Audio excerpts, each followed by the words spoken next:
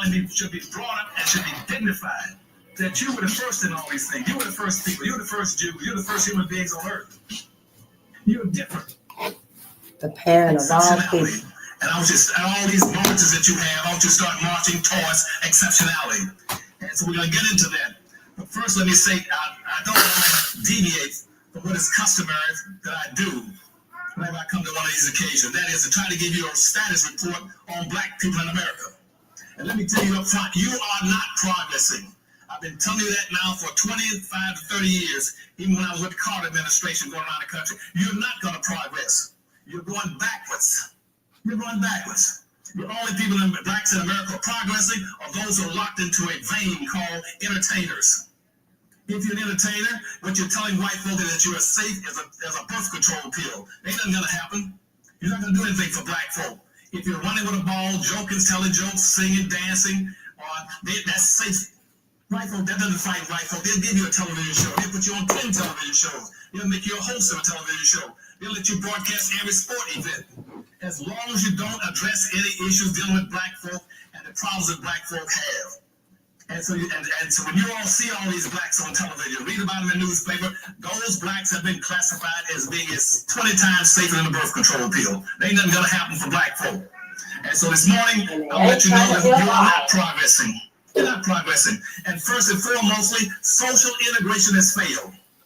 Get that through your head. Social integration has failed. As a matter of fact, you lost in social integration. You didn't gain anything. You lost everything you had.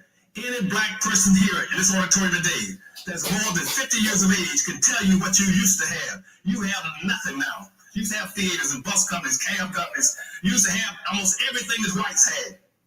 But now you have nothing. Nothing at all. Because see, social integration is a weakening process. It is not designed to empower you. Power numbers might be, but social integration is not. You cannot integrate anything you cannot empower anything by integrating it. You weaken it. And in social integration in this country, what social integration did was make you a guest. You became a guest in what other people own and control. And any of you know that once your guest has been with you for 2 or 3 days, you want to get rid of them. You're ready for them to go. We are guests. You don't own any hotels. You don't own anything of value in the country. That's why everybody's been pushing social integration. That's why you no longer have communities. You used to have decent communities. In every black city in America, I used to be able to go to any city and find a black neighborhood, not a neighborhood, those neighborhood communities. You used to have some of the finest communities in America right here in LA. You had a Compton, you had an Inglewood, you had a Watts, you had a South Central, you had something. You got nothing now. Hey, what's up, y'all? I hope you're doing fine, wherever you are today. As you know, this is your presenter, Ginger Stories, and I'm hoping that you're great from wherever you're watching us from. Now, Dr. Cloud Anderson, really an important speaker today in this podcast. And this is something that he shares to the black community that I feel like every youth, every person, every young adult person should watch this video. I think we're starting to think in a different way because comparatively with other communities or other communities, it's true, we are still not doing much for ourselves. That's according to Dr. Cloud Anderson. And he says that if black people will only depend on social integration and not economic integration, there is a problem that will come because black folks need a combination of two, social and economic integration. That's what I believe it's important. And in this video, we are going to discuss that.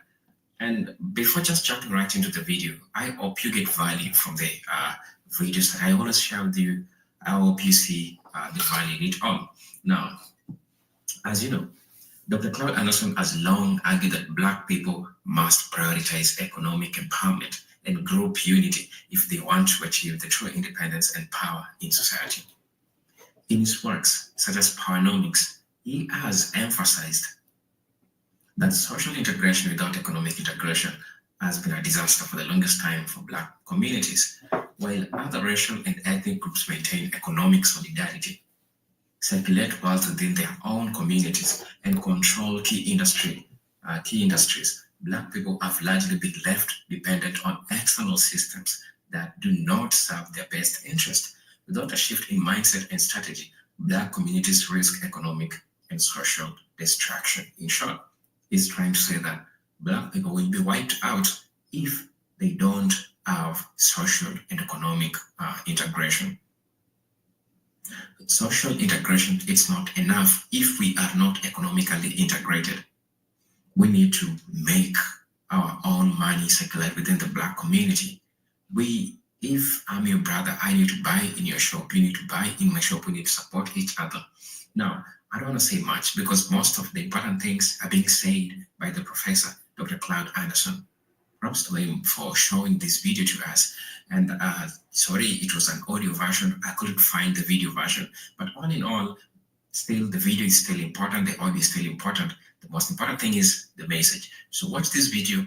Let me come back and we'll have a great discussion in regards to this, because I feel like sometimes we as black folks, we need to call ourselves out and we need to talk about these things. Watch the video. I'll be back. And all my blacks who were so silly enough, they moved out of the city up into the mountains and said, I'm getting away from all of you. I'm going up in the mountain by myself. And you turn over the city to the people you're competing against. Social integration cannot enhance you. Now, anybody in social economics knows this. The Jews found this out way back a long time ago, in the 1500s, in Europe, when Jews tried to socially integrate. And Jews found out very quickly it is a weakening process. They became at risk. No group is going to try to socially integrate that's an out group. And especially if you're an out group, that's a hated group. You are a hated out group. You've always been a hated out group. And then why would you go divide yourself up, splinter yourself, and then scatter yourselves and think that somehow you're progressing? And see, that's why you don't see any other group in this country trying to socially integrate except black folk. You have not seen any integration marches from the Asians. What Asians have been trying to socially integrate? What Arabs have been trying to integrate? What American Indians are coming off the reservations trying to integrate?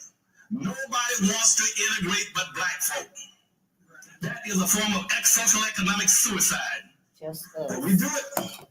And they've been doing it now for all these years. And back during the 1960s, I told them all, you're going the wrong way. You're going the wrong way. Pushing social integration in this country. I'm saying you're going the wrong way. They said, Dr. Elson, you're radical. I don't mind being a radical. Because see, radical is just the opposite of superficial. Yep. If you're superficial, means you're just dealing with anything minute, non-irrelevant, wheel spinning, non-frictional kind of activities. Radical means you got a problem that's very desperately bad. And you got to do, that's what you call radical surgery. You got to cut something out and stop it. And so when people call me a radical, I said, fine. And so I don't mind being a radical. Just like somebody telling me I don't mind being a racist. A racist signifies power, which I'm going to talk about a few minutes ago. People say, you're a racist. I would love to be a racist, so I have some power. But anyway, so social integration just cut us down. And in terms of what is done to us, your poverty rate hasn't improved. It hasn't improved. Right now, 38%, almost 40% of all the black people in America are beneath the poverty line. Almost 40% of all the blacks in America beneath the poverty line.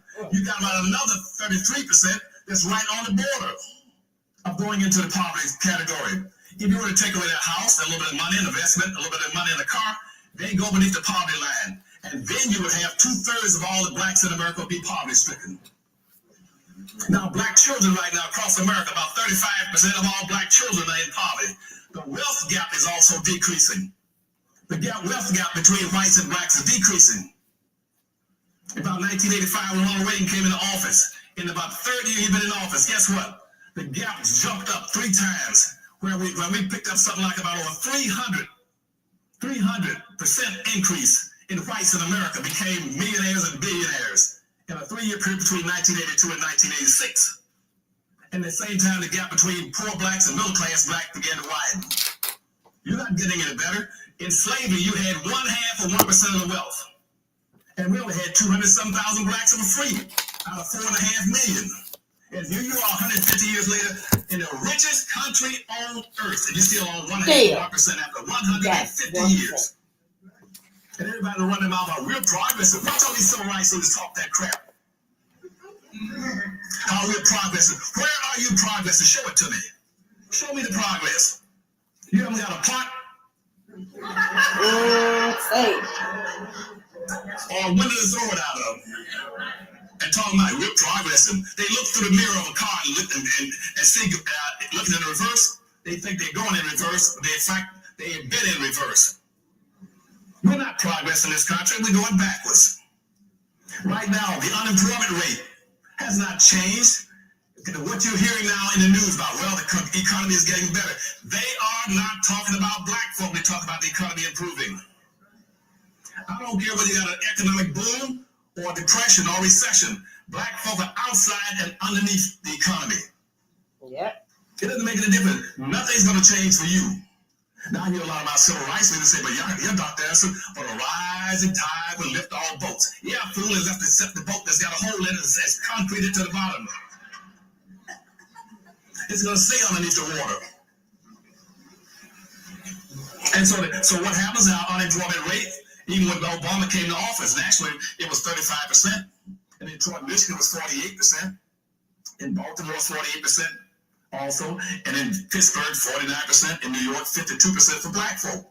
Over half of the black folk in America right now are unemployed. They're not going to tell you that. It's called a structural unemployment rate. See, the only people reporting as being unemployed are those who are either searching for a job in the job market or they're collecting unemployment compensation. The rest of them have dropped out of the system. They're sitting on the corner someplace. Someplace in this town I can go find them sitting down on the curb, laying in the alleys, sleeping in garages. They're no longer looking for jobs. The unemployment rate is not changing. It's staying the same and getting worse. The same thing also happened in terms of things like imprisonment. Your imprisonment of blacks are still going to prison in massive numbers. You came out of slavery. Over 50% of all the black people were free in 1860 on the eve of the Civil War. In prison, there was somewhere around 50% of all prisoners in the United States, in Atlanta, Savannah, New York, Pittsburgh, Philadelphia, Buffalo. Over 50% of all the prisoners were blacks, and you only had about 207,000 blacks who were free. Yet you made up over 50% of all the prisoners. You now still make up over 51% of all the prisoners in the United States. So you're not progressing any place. Now all this means what to us? It means that black folk don't have the wherewithal to be a competitive people. But to be a competitive people, the first thing you must do is have some wealth. You must have some wealth. And you came out of slavery in 1860. You had 1/2 of 1% of the nation's wealth, the richest nation on the earth. You still have 1/2 of 1%. It is wealth power that dictates your opportunities in our society. It is wealth power that teaches you what you can do and what you can't do. Forget about civil rights and social immigration. You try going down to the Ritz-Carlton tonight and tell them, I want one of those $1,000 room nights, one of those hotel rooms tonight. Give me $1,000 room. And I want lobster and everything, every 20 minutes of steaks, filet mignons. And they say, how are you going to pay for it? I say, I'm going to pay for it through civil rights and social immigration. And they'll probably throw you off the top floor of the building. What decides your opportunity in the society is what you own and control. That's the bottom line of it. Now, what's happening in all the urban cities across America is that you got a process in place right now in urban redevelopment. They're using 5 techniques that totally wipe you out. One is called gentrification. They're going into all these major cities that used to be majority black populated cities, and they are erasing you. In places like Detroit, Michigan, New York, Boston, Washington, D.C. Washington, D.C. used to be the chocolate city. When I went there with President Carter in 1976, at that time, Washington, D.C. was 78% black. Now it's down to about 42% black. Chocolate City is gone. Detroit, Michigan is going to be totally wiped out by immigrants pouring into the society. Since 1970 up to now, we've had 45 million immigrants coming to the United States. They came in over you, and they're displacing you. And then the second term they use besides gentrification to wipe you out is a thing they call privatization. You go into Detroit, Michigan, as they gentrify, they're going to take all the public resources And things that should be owned by the public, they're going to place them through privatization to the hands of the wealthy whites. Whites are going to buy your golf courses, your subway systems, your bridges, your tunnels. They're going to control your airports, your parks, your museums. Why? Again, because Anderson says, he who owns and controls the resources got the power. If you own and control nothing, you are totally, absolutely useless and expendable. And so, and that's why nothing has changed for us, because we don't understand the system of gentrification and privatization. The other thing they're using to wipe you out in those cities is called metropolitan forms of government.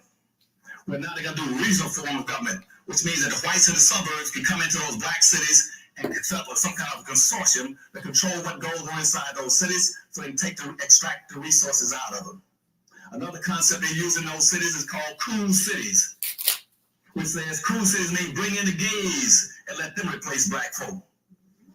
And so, and that's the fourth scheme they use on you.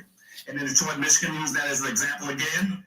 The governor there has already set up a movement, a system where he wants to go to the president of the United States, Obama, and ask him for a green card system where he can start importing Chinese from China to make Detroit, Michigan the biggest Chinatown in the United States. Even though that city had a 90% black population, they're going to bury blacks in Detroit, Michigan, underneath Asians coming into Detroit. And already in Detroit, Michigan, in Dearborn, right on the outskirts of Detroit, Arabs own 90%. 90% of all the businesses in the city of Detroit are owned by Arabs.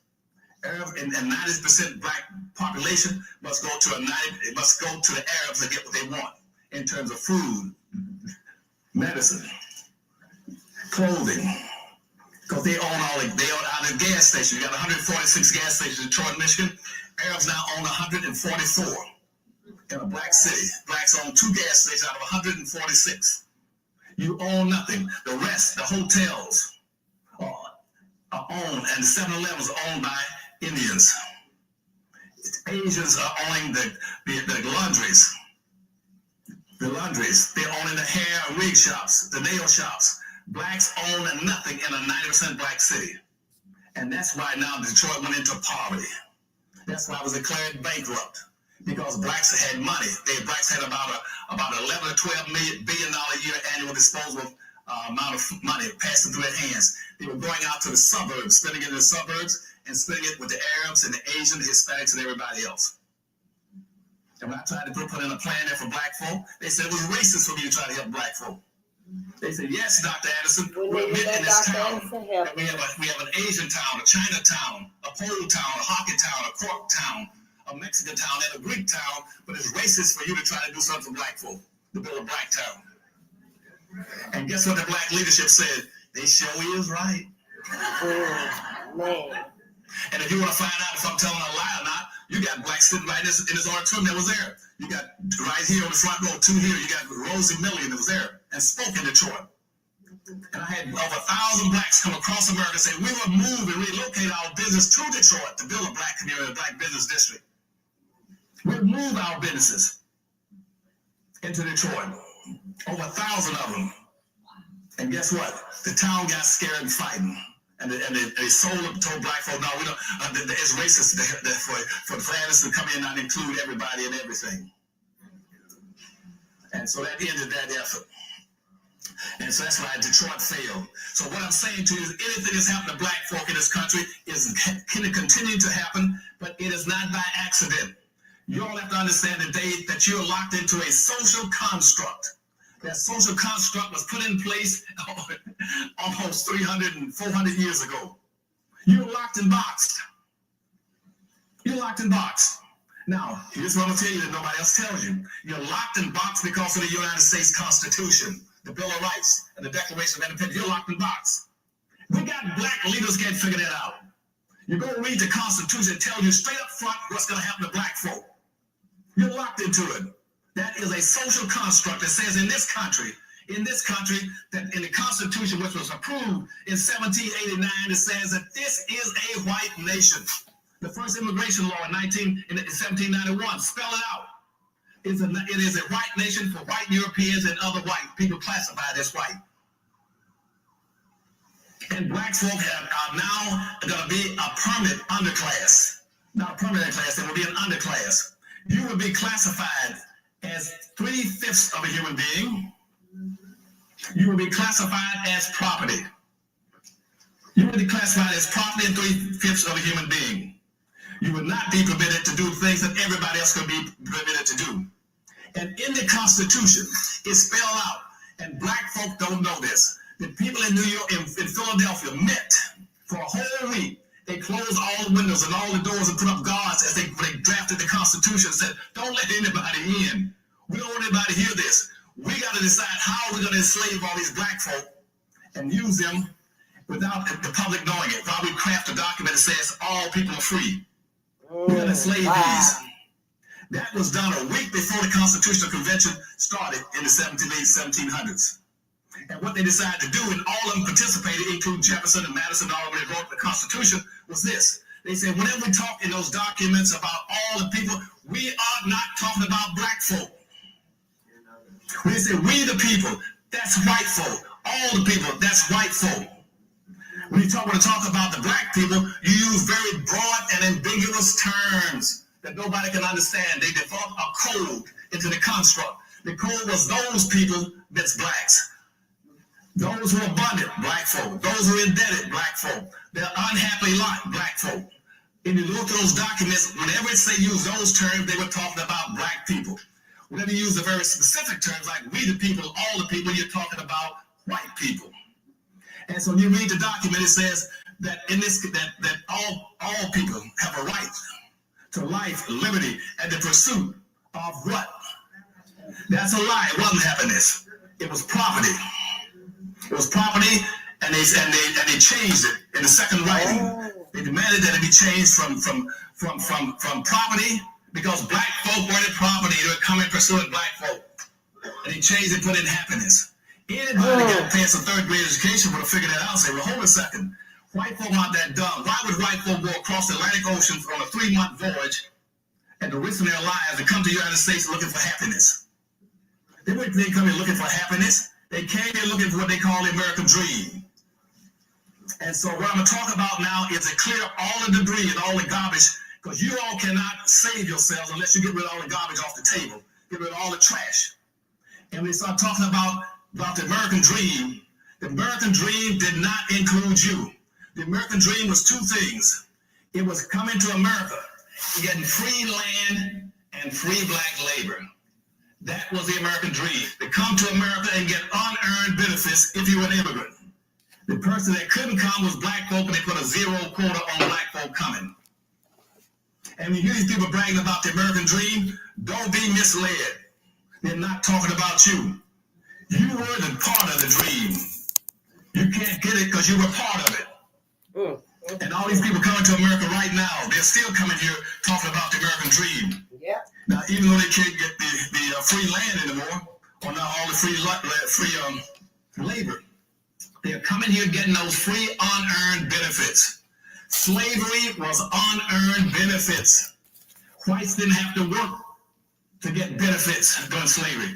All they had to do was own a black person to own black folk and get free benefits.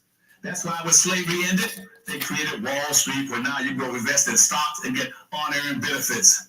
87% of all the money in the country that's generated, that people live off, whites live off in this country, comes from unearned labor. They don't work for it. They push paper around and numbers around and get 87% of the wealth in the nation.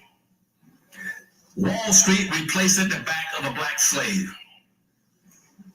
That's what unearned benefits mean when they start talking about how did you get your wealth and power. 87% of what whites get every year for earnings, they get it from unearned benefits such as stocks in a company, stocks on Wall Street, stock equity in a corporation. They get it from rental income. They get it from tax refund, dividends, all kind of abatements. They get that free. They don't earn it. But they want black folk to go out to work and sweat and earn your income, talking about you can't get in the free welfare food stamps.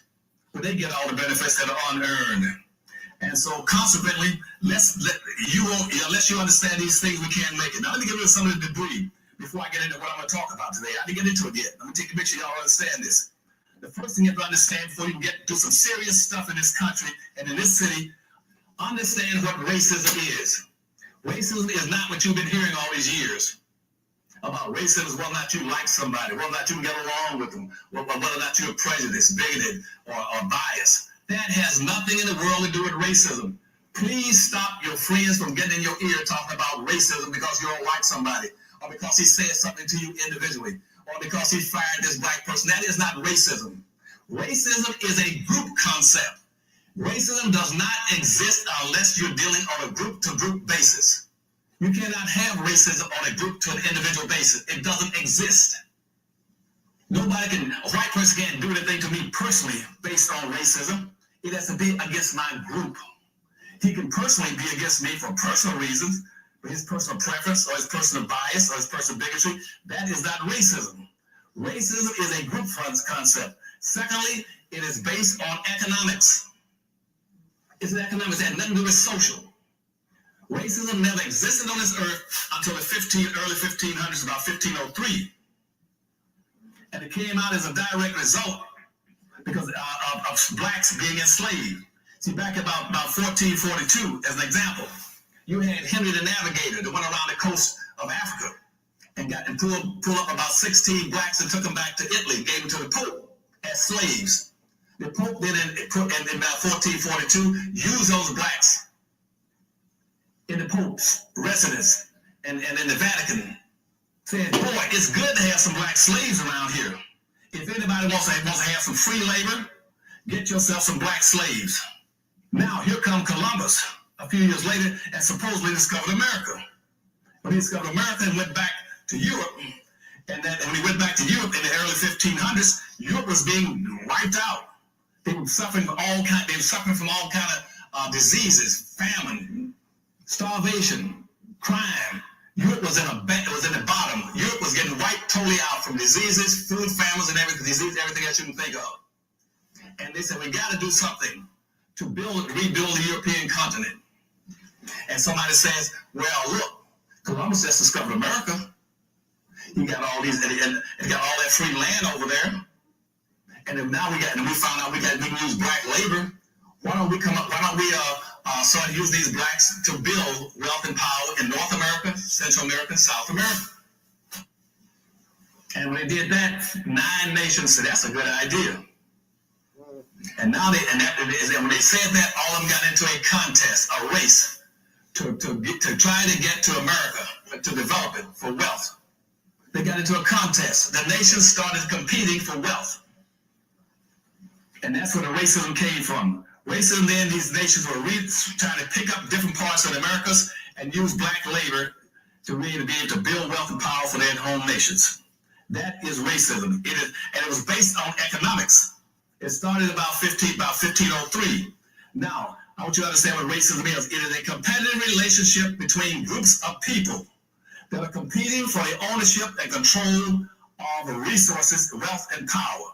That is racism. Again, make sure you understand it. Racism is a group-based phenomenon. It's economic-based. It's when groups are competing for the ownership and control of resources, power, and wealth, and to be able to use it to benefit their people. And once they get enough of it, then they can shut somebody else down. They can enslave another group, Jim Crow segregate them, or do anything they want to them. That is racism. No black person can be a racist. It is impossible in theory and practice for a black person to be a racist in America. You cannot be. There's no way to be. And quit letting people call you a racist because you speak up for your own people. You can't be a racist.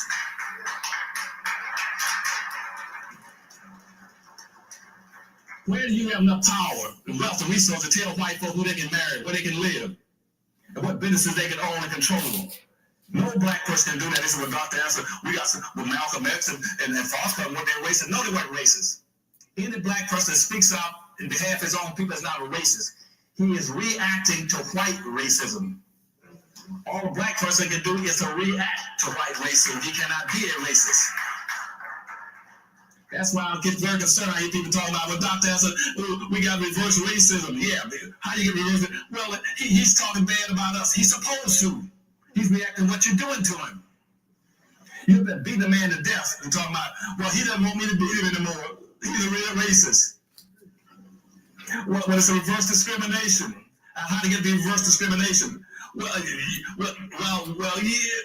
can't. Let me tell you something. You cannot have reverse discrimination unless you got forward discrimination.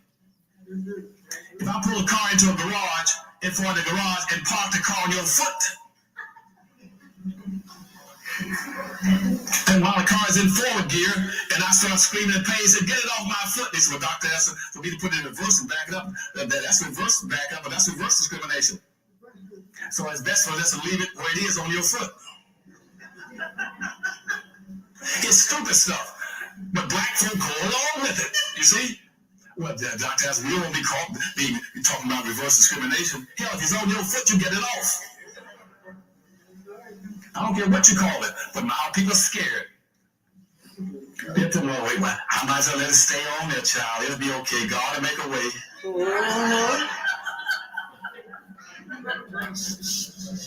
Y'all understand what I'm saying? And so they scared to stand up and say no. And so what they've done now is set up a social construct and lock you into being 3/5 of a human being and being property. Now, and guess what? When they wrote the Constitution, no black leaders make this point. We got two constitutions in the United States. We got the first one that was written and codified in 1789, and we got another one in the 1860s. The first Constitution was an affirmative action plan. It is an affirmative action plan for whites. And you hear white folks always talking about they're against affirmative action plans. They're only against affirmative action plan for you. Why?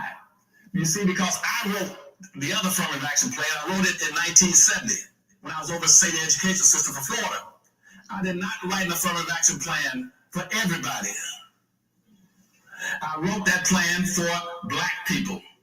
I did not write that plan for minorities and poor folk and people of color, midgets, humpback, lesbians. I wrote it for black folk. Why? Because, see, affirmative action was going to be corrective action. Correcting something that the system and that the government has done consciously, historically, and continuously against a very specific group of people.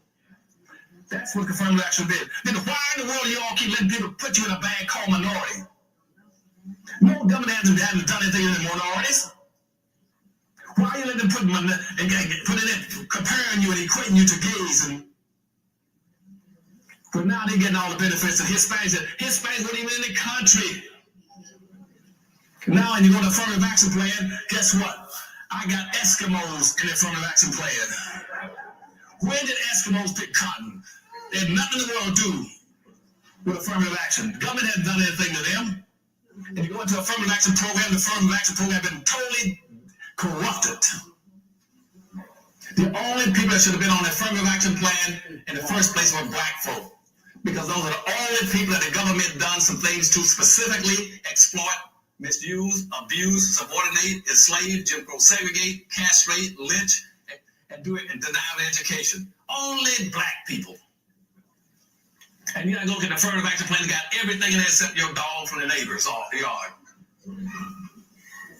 And I don't see the blacks speaking up about it. You'll go right down and call, "Well, I'm a minority." How the hell you get to be a minority? What's a minority? I don't know what it is, Dr. S, but I know I'm one. Because they call me one. And then leaving that point, I'm telling you, it is illegal and unconstitutional for you to equate anything to black folk in this country and make them equal. There's no constitutional basis to have any Asians, Arabs, Hispanics, women, gays in affirmative action programs or preferential programs. It is illegal. But I have seen one black person, not one black person, go to court and raise hell about it. As a matter of fact, I have whites that tell me that they were totally, absolutely surprised that they started doing that no blacks spoke up and raised Cain about it. They said they let it go down.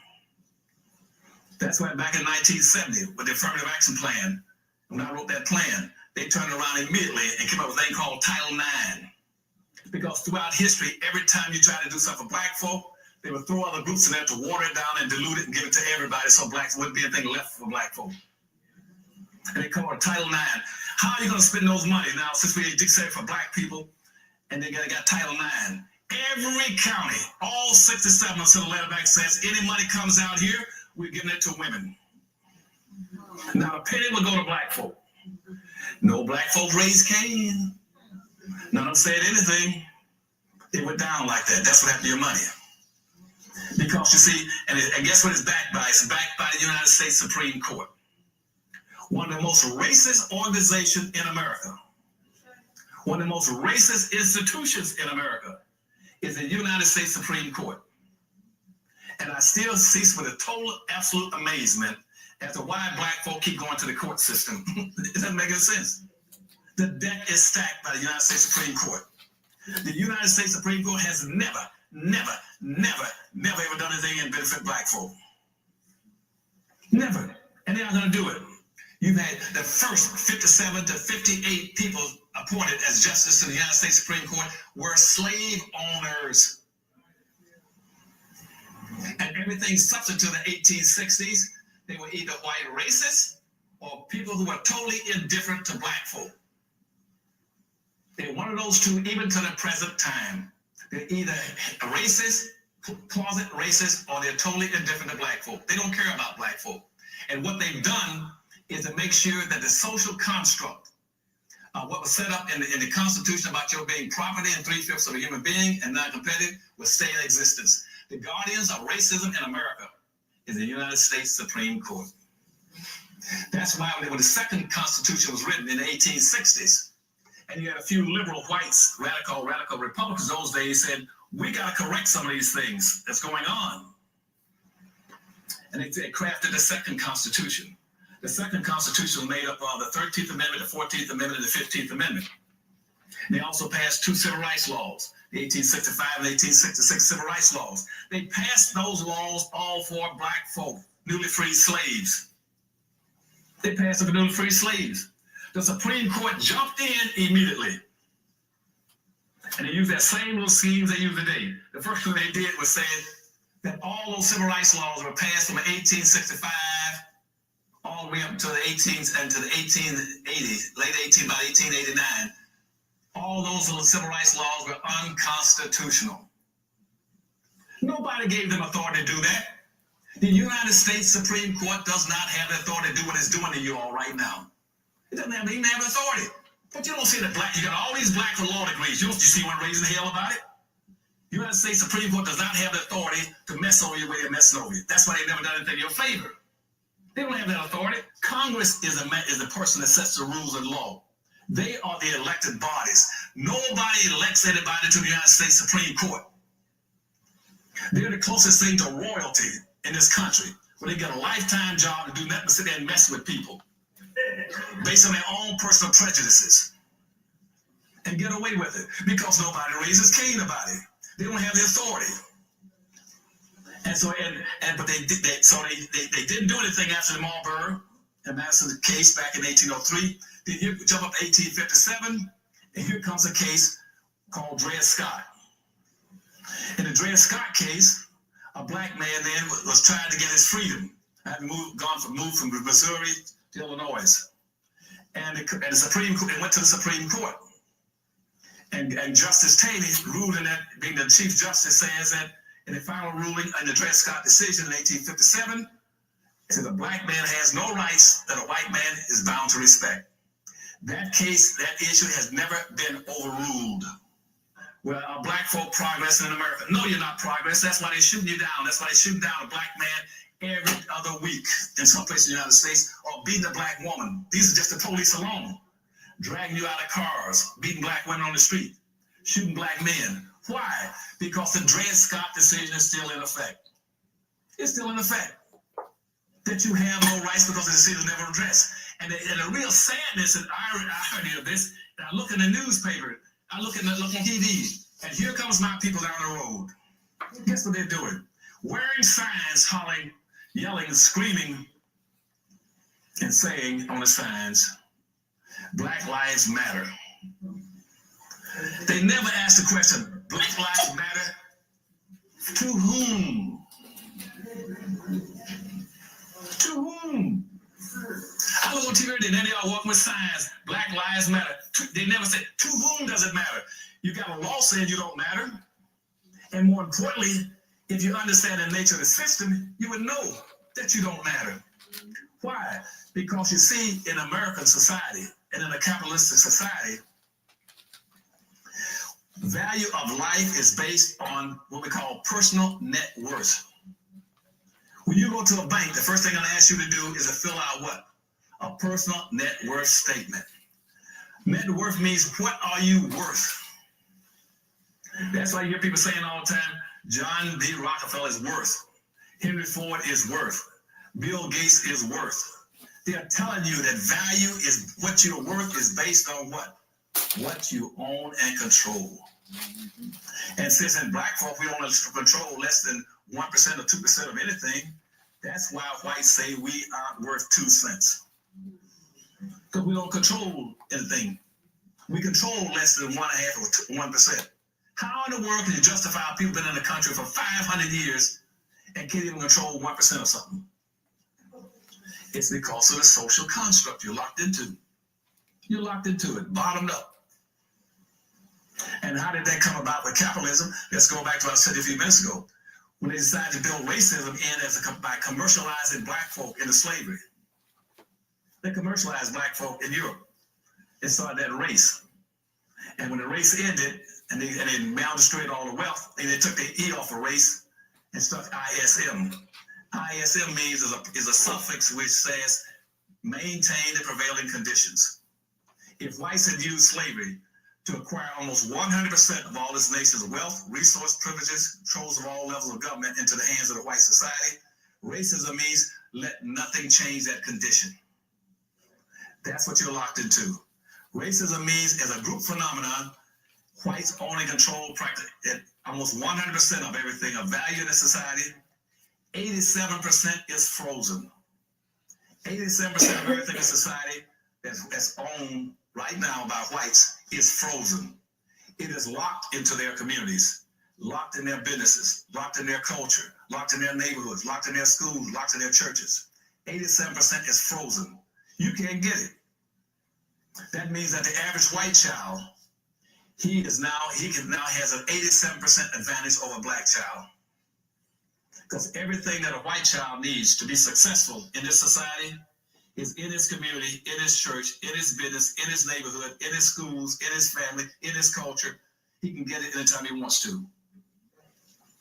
He inherits it. It is passed on from one generation to the next. Every child gets what he needs at birth. Now, the disadvantage for these black children is that you have never owned anything and never controlled anything. And what you can pass on is what you cannot inherit. Because you see, all of our black leadership have had us focusing on things that are non-inheritable. You cannot inherit food stamps. You cannot inherit public housing. You can't inherit a job. Every time I go to a civil rights organization, I say, what are you doing to enrich black folk and give them something to pass on to their children? They say, well, we're going to try to get blacks some jobs. How are you going to pass on a job to a black child? Why don't you build some businesses with stock, equity, and wealth and pass that on to them?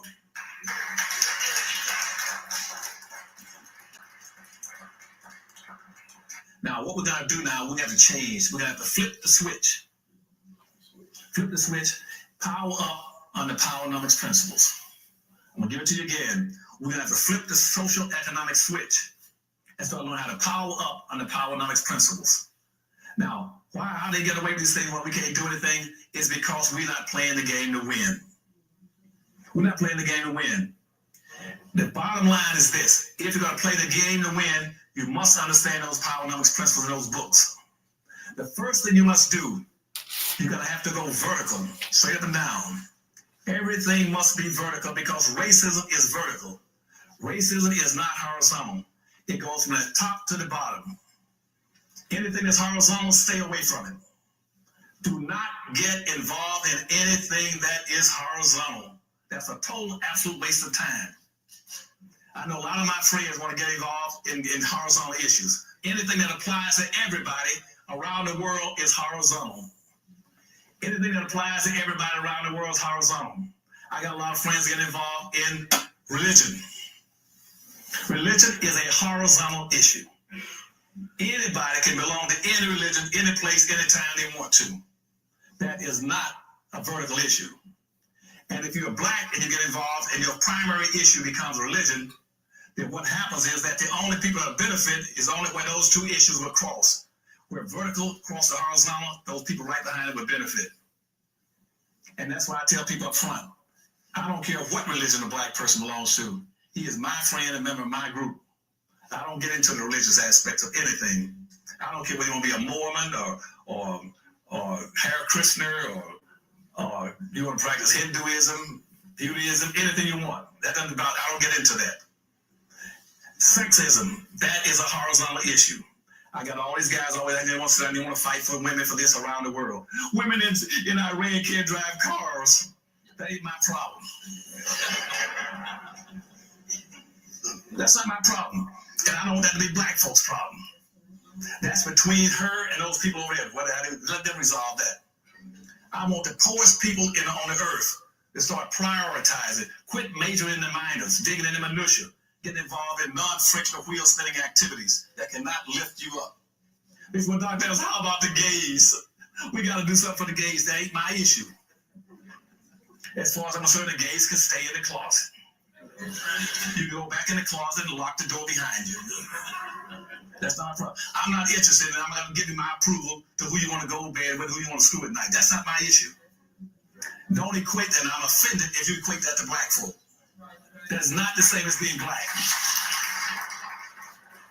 But so you stay away from those issues and say, no, if they don't have to come out of the closet. Gays should go do what they want to do and do their own thing. But they want to come out publicly, want blacks to identify with them and support them. And I got all these liberal and civil rights movements. They can't wait to get involved in the gay issues. From the White House down, that's all they talk about is gayness this, gayness that. Congratulations, you're a transsexual. Who cares? That's not nothing to do with black folk. The 500 years of suffering that black folk went through was not because of being whether or not they were gay. Some of the biggest slave owners in this country were gays. If I go down to New Orleans right now, you got a restaurant called the Two Sisters Restaurant in New Orleans. The Two Sisters Restaurant is still in existence in New Orleans. That was owned by two gay white women during slavery. They were the biggest slaveholders in New Orleans, and they were gay. And this restaurant still exists. That has nothing to do with the slaves that were there. Now, people, well, how about women? The same thing. Mixing women issues with black issues is like comparing a headache to cancer. It might be a headache being a woman at times, but it's cancerous being black. And a lot of black women can't understand that difference. They'll run out right now and say, I'm going with the sisterhood. I'm going to join all women in the world. And they don't understand that the issue is not with sisterhood of the women, it's with the race, and particularly with the black man. Racism started out with the black man, not with the black woman. Nobody wanted any black women in America as slaves. Get that through your heads. They didn't need any black women. Black women was too weak, they couldn't do the work. They didn't start importing black women into the United States as slaves until the late 1700s. You know why? When they found out by the early during the course of the 1800s, that they were going to that they had 20 years in the Constitution from 1789 all the way up to about 1807. That slavery, importing slaves would end. You remember that? You could not bring in blacks from out of the country. So all of a sudden, whites said, "Okay, I tell you what, let's do. Since we can't bring in more slaves in, because the Constitution had 25 years from 1709 to bring in slaves, because the end is 1807. Let's start breeding our own slaves. And let's take women now and use them as breeders. So we can get free slaves off of women." And that's when the whole issue turned to women. But basically they want a black man as strong and big as burly as they can get him and work him to death before he was 35 to 40 years of age. They want to work him to death until he died. They had no interest in taking care of him, giving him Social Security and medical benefits. And so stay away from that issue. The next issue is capitalism. Now, when racism started in the 1500s, and they started practicing racism, guess what happened? Capitalism started. Up to that time, the whole way of making money was mercantilism. And all of a sudden, they started getting these slaves who could generate all this wealth. By wealth, they figured they paid about $40 at most for a slave in this country. And I'm sorry, no, they paid about $25 for a slave off the coast of Africa. They spent about $40 to work him for a whole year. That's the maximum amount of money we spend on a slave. That's for his welfare. But they expect that slave to bring in about a 1,500% return for owning him. And so they're going to work him to death. And so they started things saying, so capitalism started. Now, what is capitalism? That started about 1509, probably about 7 or 8 years after commercialized slavery started in Europe. Capitalism started. That's what you're operating under right now, is capitalism. Now, what is capitalism? Capitalism means own and control the land, the tool, the resources, and use other people's labor to enrich yourselves. Now, if you all didn't hear it, let me repeat it again. Capitalism means own and control the land, the tools, and the resources, and use other people's labor to enrich yourself. That is capitalism. W.B. Du Bois defined capitalism a little different, but pretty close to the same thing in 1915. W.B. Du Bois says that capitalism is like having 3 to 4 ears of corn. You eat, you save, you sell, and use the other seeds for next year's planting. That is capitalism. Now, how many blacks you know that's eating, saving, and selling, and planting? Did any of you in this auditorium now hear me say anything about that capitalism was social integration and civil rights? No. Then why do you keep practicing capitalism in a capitalist society looking for civil rights and social integration? You're at odds with the society you live in. You're at odds with it. You're swimming upstream. You're swimming upstream. You keep talking about socialism in a capitalist society. Nobody else is concerned about it. Even China and Russia now has become capitalistic. They're not trying to be socialistic anymore. They're looking for wealth and power and resources. Only people who want to practice socialism is black folk. We want to be able to look about civil rights and social integration. And so capitalism means owning and controlling those resources. And that's what my powernomics stuff is about. We're going to learn how to own and control resources and power and wealth to take care of our own people. Immigration. Also understand immigration. That immigration is not your friend.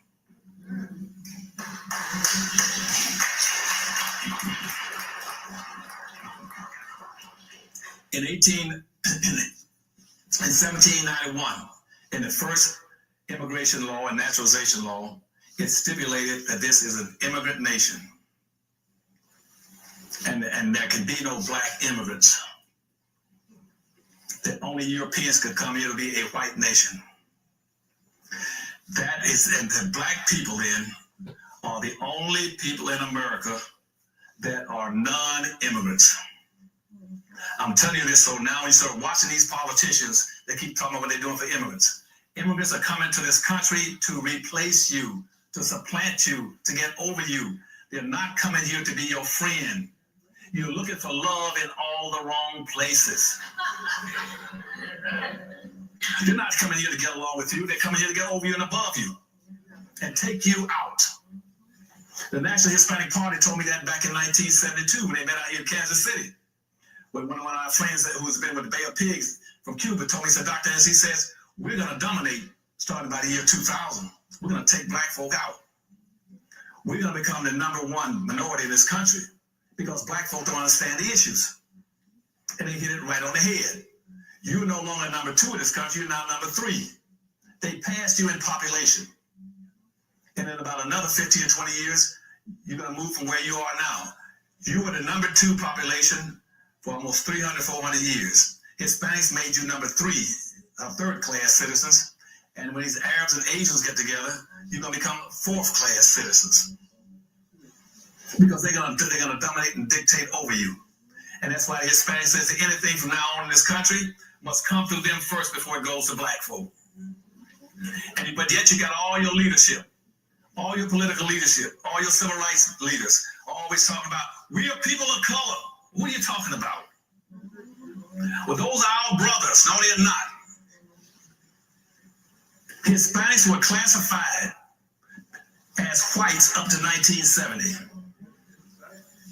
In the country right now, 99 and 7/10%, only 0.3% of people who speak Spanish in the United States are black. The other 99 and 7/10 are whites speaking Spanish. And right now, Hispanic is nothing but a white person speaking Spanish. And they're coming here getting benefits over you that shouldn't go to you. In this city, all these benefits they're getting for running for office, all these programs and everything, all this help that should have been going to blacks in the city of Los Angeles are going to them. They're getting it because you don't raise hell about it. You don't make an issue out of it. They're not entitled to those benefits, and it's illegal and unconstitutional because you go back to the 13th Amendment. It says very specifically that black folks must be treated in all manners similar to the way white folk are treated, or the white man is treated.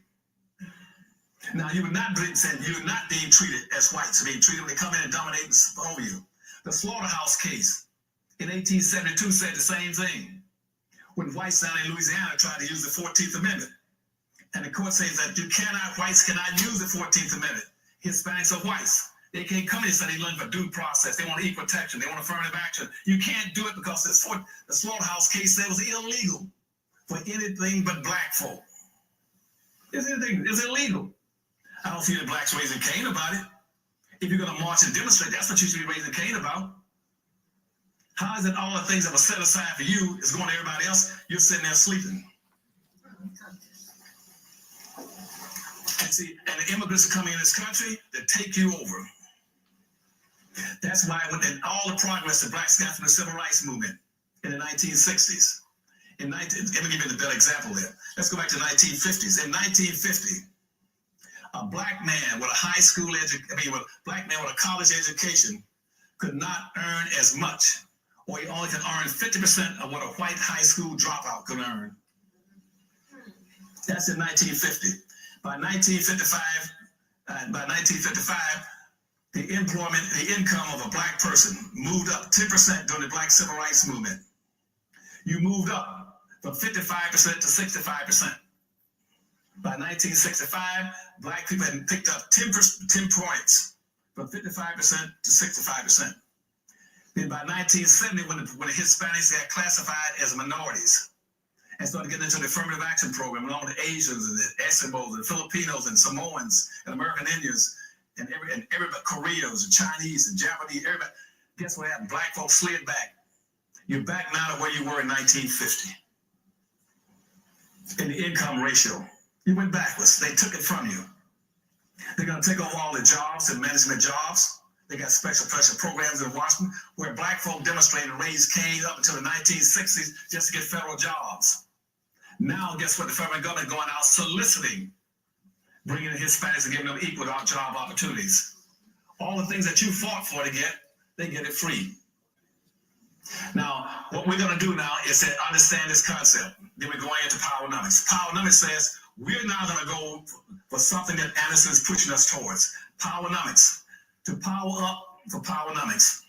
Now, here's the way the system works. You build your communities, black business communities. And the first thing you always focus on in your communities is economics. Economics is a 5-story building in powernomics concept. So I put it in a concept where you can always remember this when I'm gone. So you'll never forget it. The first floor is always economics because racism is economics.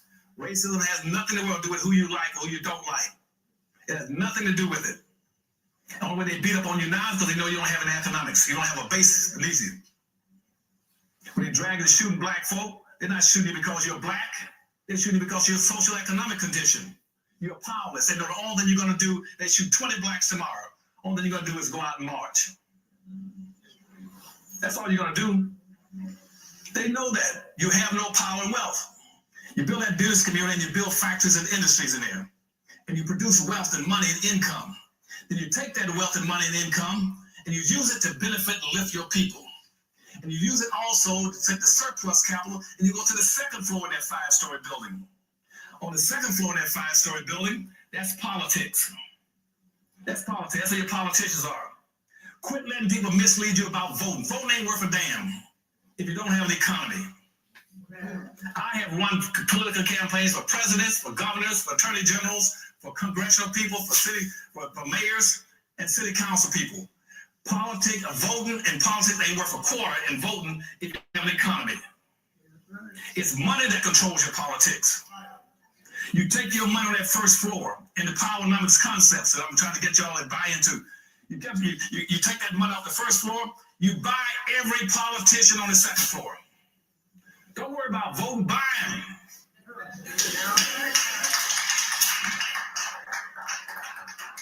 Be just like the mafia. Be like the mafia. Just buy them. If you can't, you don't have enough money to buy them, then rent or lease them for a while. You rent and lease them. Then you commission him and say, now on this second floor, now I bought you. Just like this next election, you can see all this money going into all these candidates, billions and millions of dollars. Hello guys, welcome back to the channel. I just hope that you're super great wherever you are today. I'll be sharing the full link to the video in my description so that you can also go and watch. One outstanding thing that I've learned from the video is that we Black folks, we still need to do a lot. We still have a lot of doing when it comes to economics. We are not supporting each other. We are trying to compete with each other instead of supporting each other, while other communities are economically doing the same by not doing the same, but they're supporting each other economically. Now, while I was listening to the lecture, I made some notes in regards to this, and I felt like it's important to share what I've learned, or to share my perspective, what my take on this. As a presenter, my work is to show you this video, and you tell me what you think about this in the comment section. Now, a couple of things that I learned while watching the video is that one of the most pressing reasons Black people need to move as a bloc is that every other group in the society does so. That is white, Asian, Jewish, and Arab communities. They operate based on collective economic principles. They don't start with social, but economic principles. They own and control businesses in their neighborhoods, ensuring that money circulates multiple times before leaving their hands. In contrast, the Black dollar leaves the Black community within hours, meaning Black people do not benefit from their own spending. This weak economic foundation leaves Black people vulnerable to poverty, unemployment, and financial instability, reinforcing systemic disadvantages. Reinforcing these systemic disadvantages. And you understand how really this happens. And I think it's important for you to note that, because let me take a perspective for me as a continental African, and this is what I will say. For example, if we have local people setting up restaurants in a place, you'll find that most local people will go to these Asian hotels and leave the local hotels. Why? Because at the back of their mind, they believe that the other one is classy as compared to this. Yet you don't know that by purchasing or by keep on supporting this local restaurant, very soon it will beat the other restaurant. And this doesn't deviate so much from what's happening also in the United States. The Black dollar doesn't circulate to the Black community. It lives within minutes. And this is a sad thing that I feel like it's important. And Dr. Cloud Anderson is trying to reinforce the importance of economic integration and why we need to put so much power, we need to put so much force in the economic integration more than any other thing. Because we Black folks, we can pretend that we love each other. That's the social integration, that we love each other. We care so much about each other, but we don't support each other economically. I could be your friend, but I'm not going to buy from you. So it's crazy that these are amongst the loopholes that we need to we need to talk about, because at the end of the day, these are the things that are affecting Black folks. Another thing that I'm also going to say that I saw Dr. Cloud Anderson trying to highlight is that without economic power, Black people will continue to face oppression regardless of political or social advancement. Civil rights laws and affirmative action programs have not translated into long-term wealth creation for Black communities. Instead, integration has allowed Black resources to be absorbed into the larger economy, benefiting everyone except Black people. For example, Black consumers are amongst the biggest spenders in industries like beauty, fashion, and entertainment. Yet they do not own or control these industries. This means that despite having immense purchasing power, Black people are still economically powerless. That's where his work comes, powernomics. Black people, we are still economically powerless. Agree or disagree, that's the truth. In as much as the research tries to show that we have the biggest consuming power in the industry of entertainment, fashion, also on vacations, but we are not doing the initiative of owning these factors, of looking what Black people are doing this and how can we support them. You know, I think that mindset that Dr. Cloud Anderson is trying to sell, or is trying to explain it, right? So I think it's important to look at it in that perspective. Those are the things that are making Black folks not progress.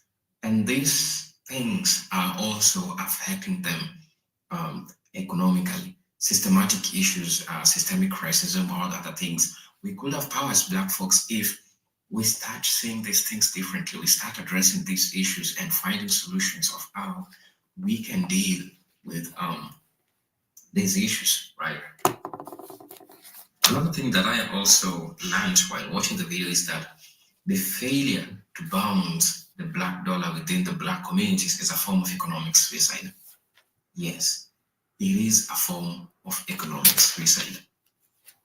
If money is constantly flowing out of the community, there is little opportunity to create jobs, build business, or fund local institutions such as schools, hospitals, and media networks. This lack of economic control forces Black people to rely on outsiders for employment, loans, and essential services. In turn, there are the mercy of discriminatory hiring practices, predatory lending, and educational systems that do not serve their interests. Until Black people own and control the economic infrastructure, they will remain at a disadvantage. And I think this is so important because most of within the Black community, we're not having these resources, we're not owning all these factors of production that it is important. That's why you find that most of Black schools are underfunded because there are no much business that are going within ourselves.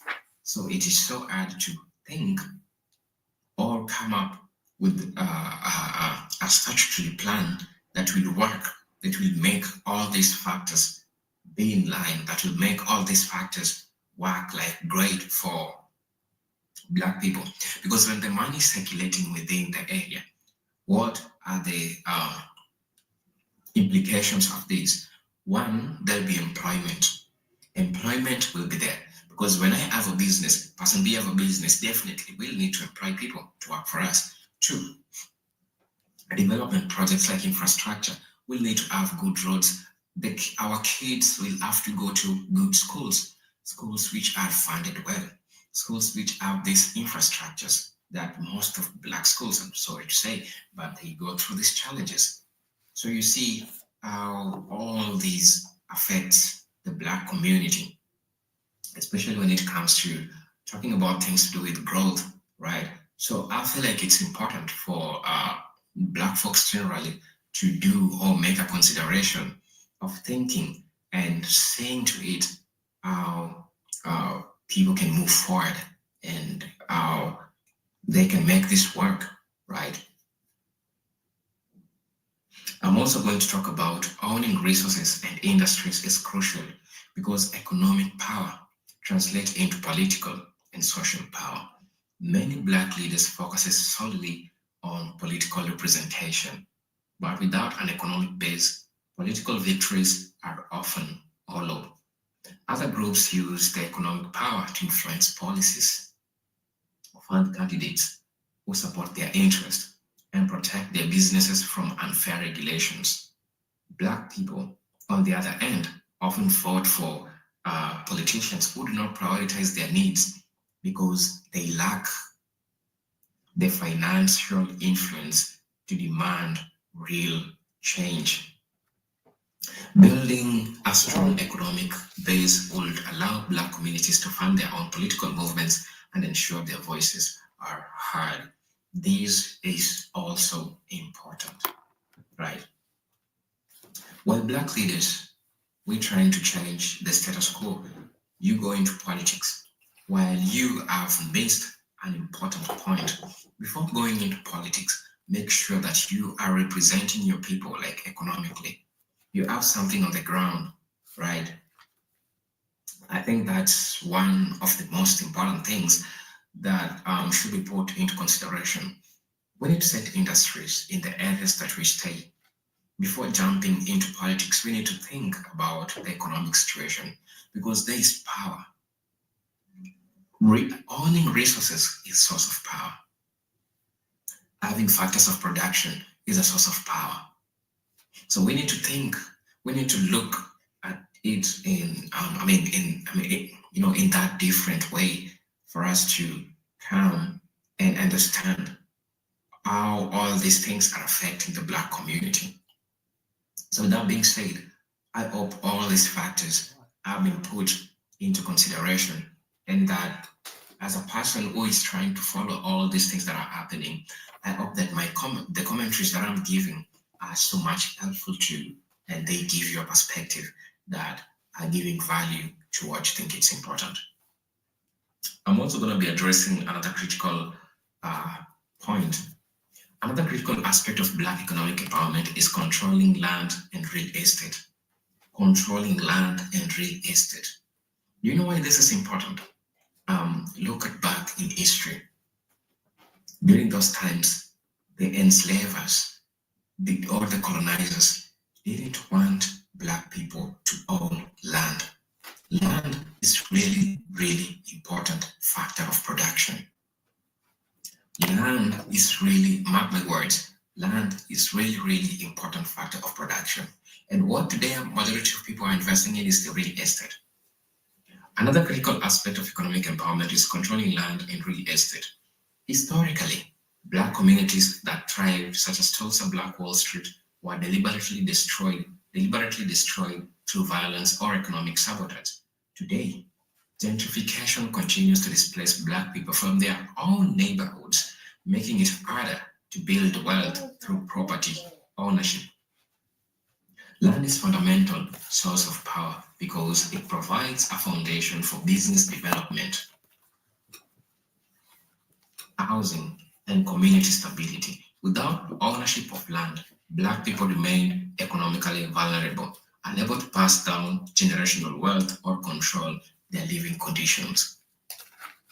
Reasons as to why Black folks were not able to pass down the economic wealth is that we had structures that was put that didn't want Black folks to own this important factor of production that is land. If you don't have land, you don't have nothing to pass down, because white folks have ancestral lands that they inherited. What did Black folks add? Because even if you look at the Tulsa Wall Street, it was sabotaged. Black folks owned those places, but the Wall Street was put down. So what does this tell you? Owning land as a factor of production is so important to Black people. And I think we need to start thinking in that line.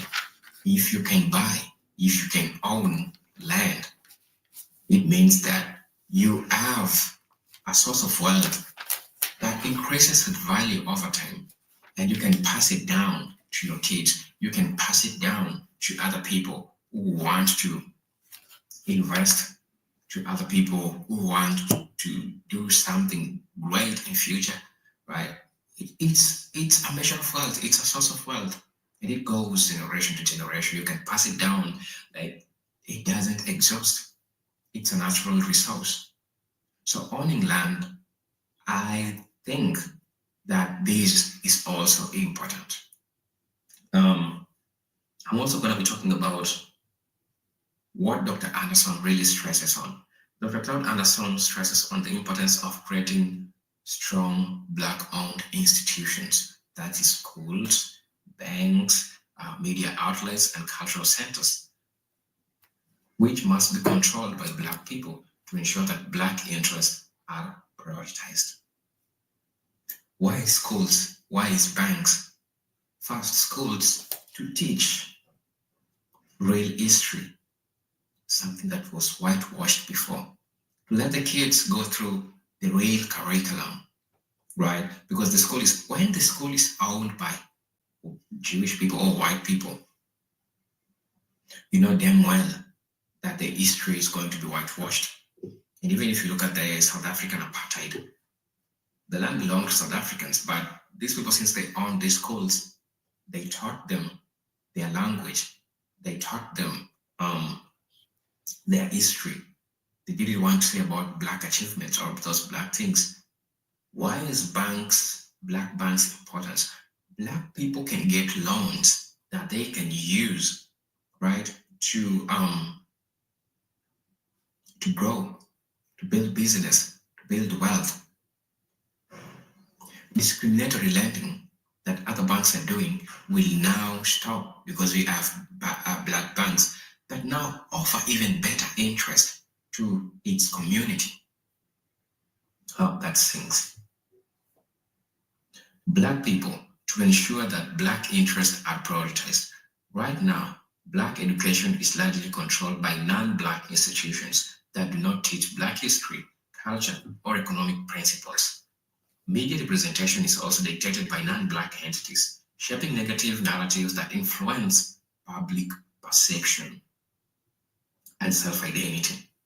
If Black people controlled their own education and media systems, they could change the way their communities are perceived and empower future generations with knowledge that benefit them. And I think I've explained that. It is so important for us to have our own history, to have our own story, to have the power of owning these factors of production, to have the power of setting up these infrastructures like school, so that we can teach our kids our history. We can teach our kids our true history, something that was taken away from us. And you can look at the side things that comes with this freedom of owning and controlling factors of production, right? Now, beyond economic reasons, there are these things that I want to address. Social integration without group cohesion has led to an identity crisis among Black people. Many Black individuals see themselves as individuals rather than part of large collective. This weakens community bonds and makes it easier for external forces to divide and exploit Black people. Other racial groups understand the importance of moving as a unit, and I think Dr. Claude Anderson has really emphasized on this. You need to move as a block. That's really important.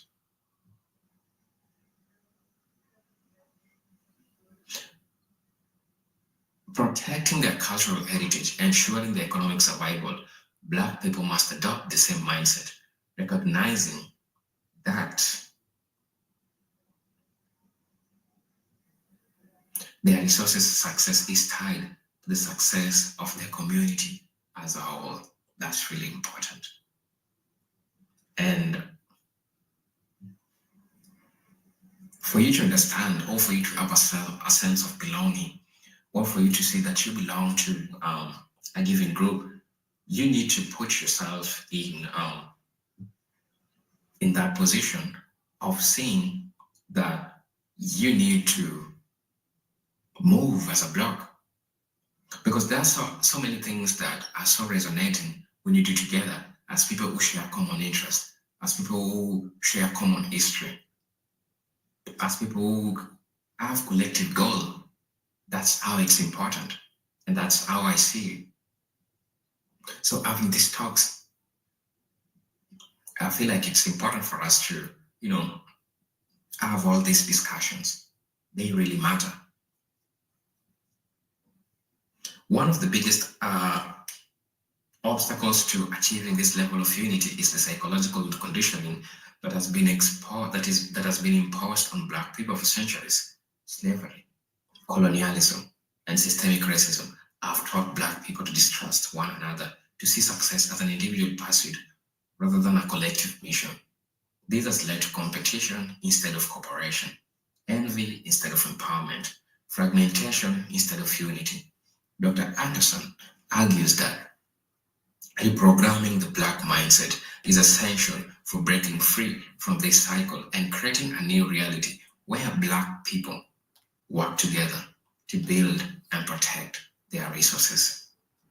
Ultimately, Dr. Cloud Anderson's message is clear. Black people must take ownership of their own economic future if they want to survive and thrive in a world that does not prioritize their well-being. Moving as a block is not just a strategy for financial success. It is, a necessity for survival. Without economic power, Black people will continue to be exploited, marginalized, and left vulnerable to systemic oppression. The only way forward is through unity, economic control, and a commitment of keeping wealth circulating within the Black community.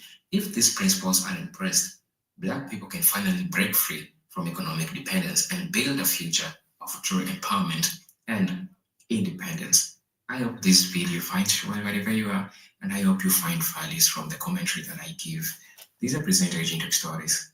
If you're watching this video for the first time and you reached at this point, kindly consider subscribing to the channel, join our membership. I really get to see what I can offer you. But until then, peace, love, and harmony. Oh, thank you, my brother. That was long, but it was good. It was good. I didn't think it would be that long, but now I see it's the hour-long video, the hour 22 minutes. And once I started, I just like to go on and let it play and stuff. And I was taking notes on it and stuff. I'm thankful that you all are still here. The few of us that's still here, I'm gonna go ahead and read tonight, and you can catch the recording if you want to or whatever. I do want to get through this book. I'm gonna read a little bit of this tonight and stuff. However, I was watching that a little bit of it earlier, and then I was starting it again, but I still didn't notice it was that long for tonight. And I think we're gonna go ahead and start with Powernomics as soon as we're done with more little dirty secrets. I don't know where it is, but I think once we're done with that, we're gonna go ahead and start at least our daytime airings, so we can get started on our solutions. And I'll still be mentioning, and reading and including our heroes and sheroes and stuff. I do be on for a long time, 3 hours. I can do both of them. I can introduce Dr. Claude Anderson, and I already had started reading this when I got it because I called his wife. I called myself calling Dr. Claude Anderson when I got the books, and it was like in 2022, I think.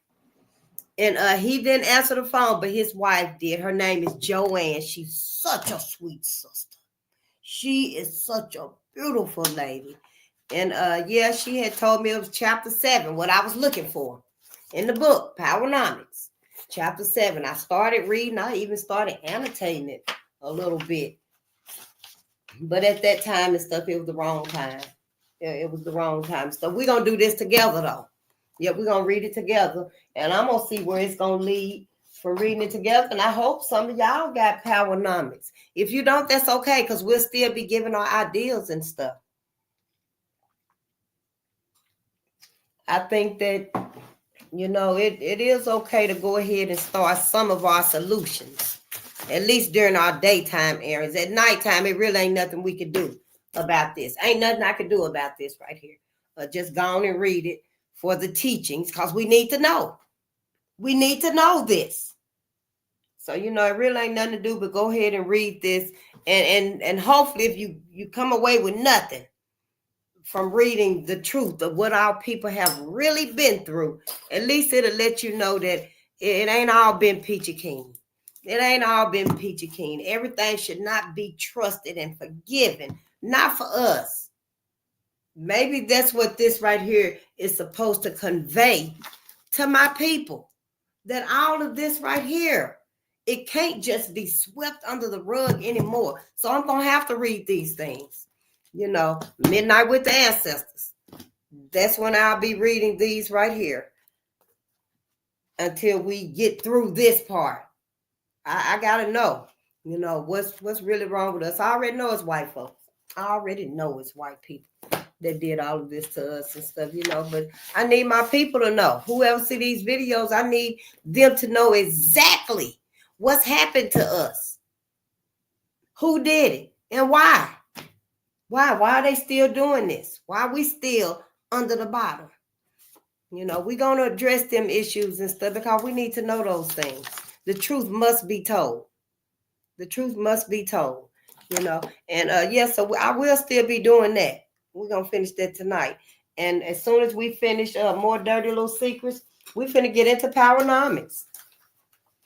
Yeah, we're going to be getting into Powernomics, and we still going to be reading some, maybe in the first few minutes. You know, I'm just going to have to cut some stuff short. You know, I'm long-winded. I talk a lot and stuff. You know, I'm going to have to just, get it together, compact it down so I can give us the most information that I can.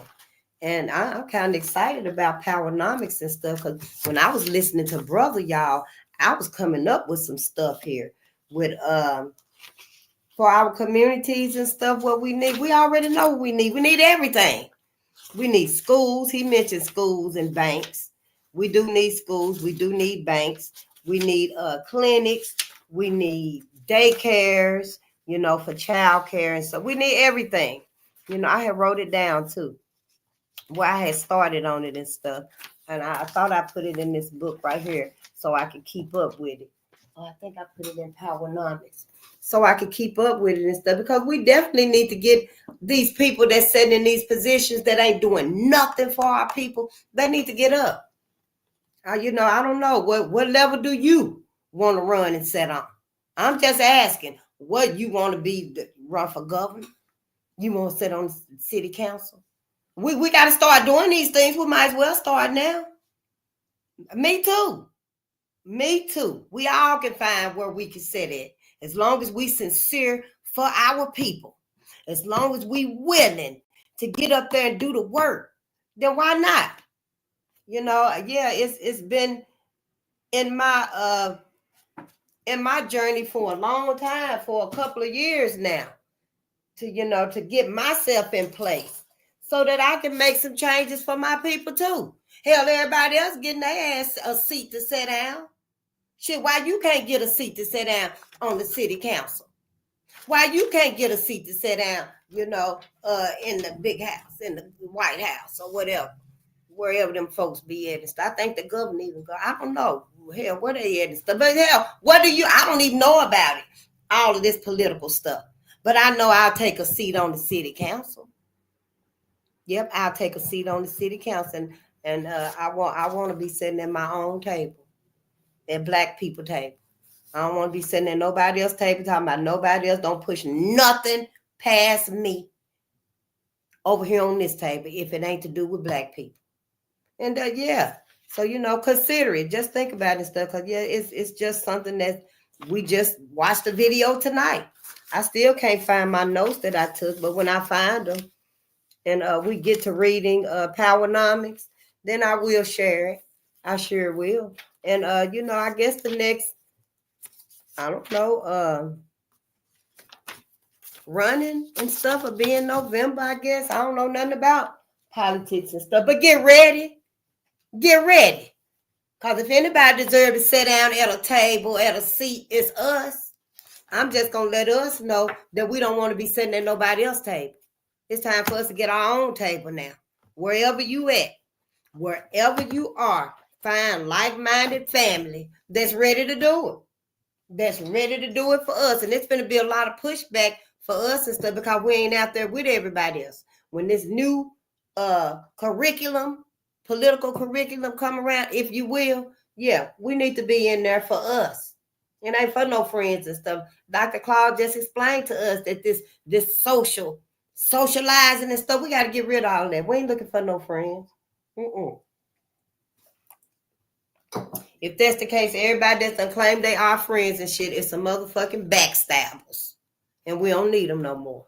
We don't need them no more.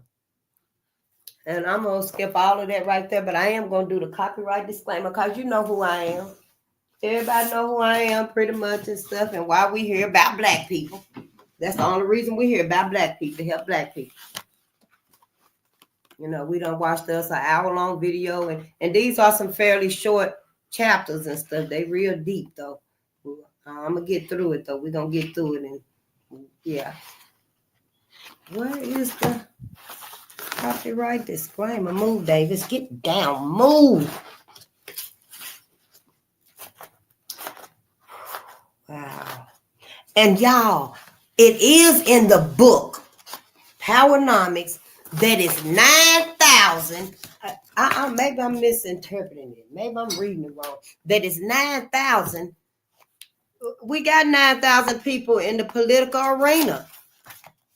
I marked that too because, you know, I had mentioned it earlier, you know, a couple of months ago. I think it was in one of my earliest videos. I had mentioned it that I thought Dr. Claude Anderson had in his book that we had like 9,000 of our people in the political arena. And I'm just, why ain't nobody done nothing? Why haven't all them people done anything? So yeah, it's time for them to get up. That's it, and that's all. It's time for them to get up. Ooh, I hope we ain't, you know, too late. With everything that's going down and stuff, you know, I don't think we are. I think we still got a little small chance, but we're gonna have to take it. Here it is right here. With more than 9,000 black elected officials in America, we are now in a position to practice the politics of getting ahead. And that's, you know, after all of a lot of stuff he said, but I did mark that right there. I don't know how recent this is of 9,000 black elected officials, but I know those that ain't serving their purpose for us and stuff, they're going to have to get up. They're going to have to get up. That's just it, and that's just all. It's time for them to resign, which, you know, Trump getting rid of everybody anyway and stuff. We don't even know what that's going to look like. I don't. Sure don't. I don't know what that's going to look like and stuff. Yeah, this is calling for extreme measures, black people. I don't know. Our most intelligent minds better be thinking. Our most intelligent minds better be thinking.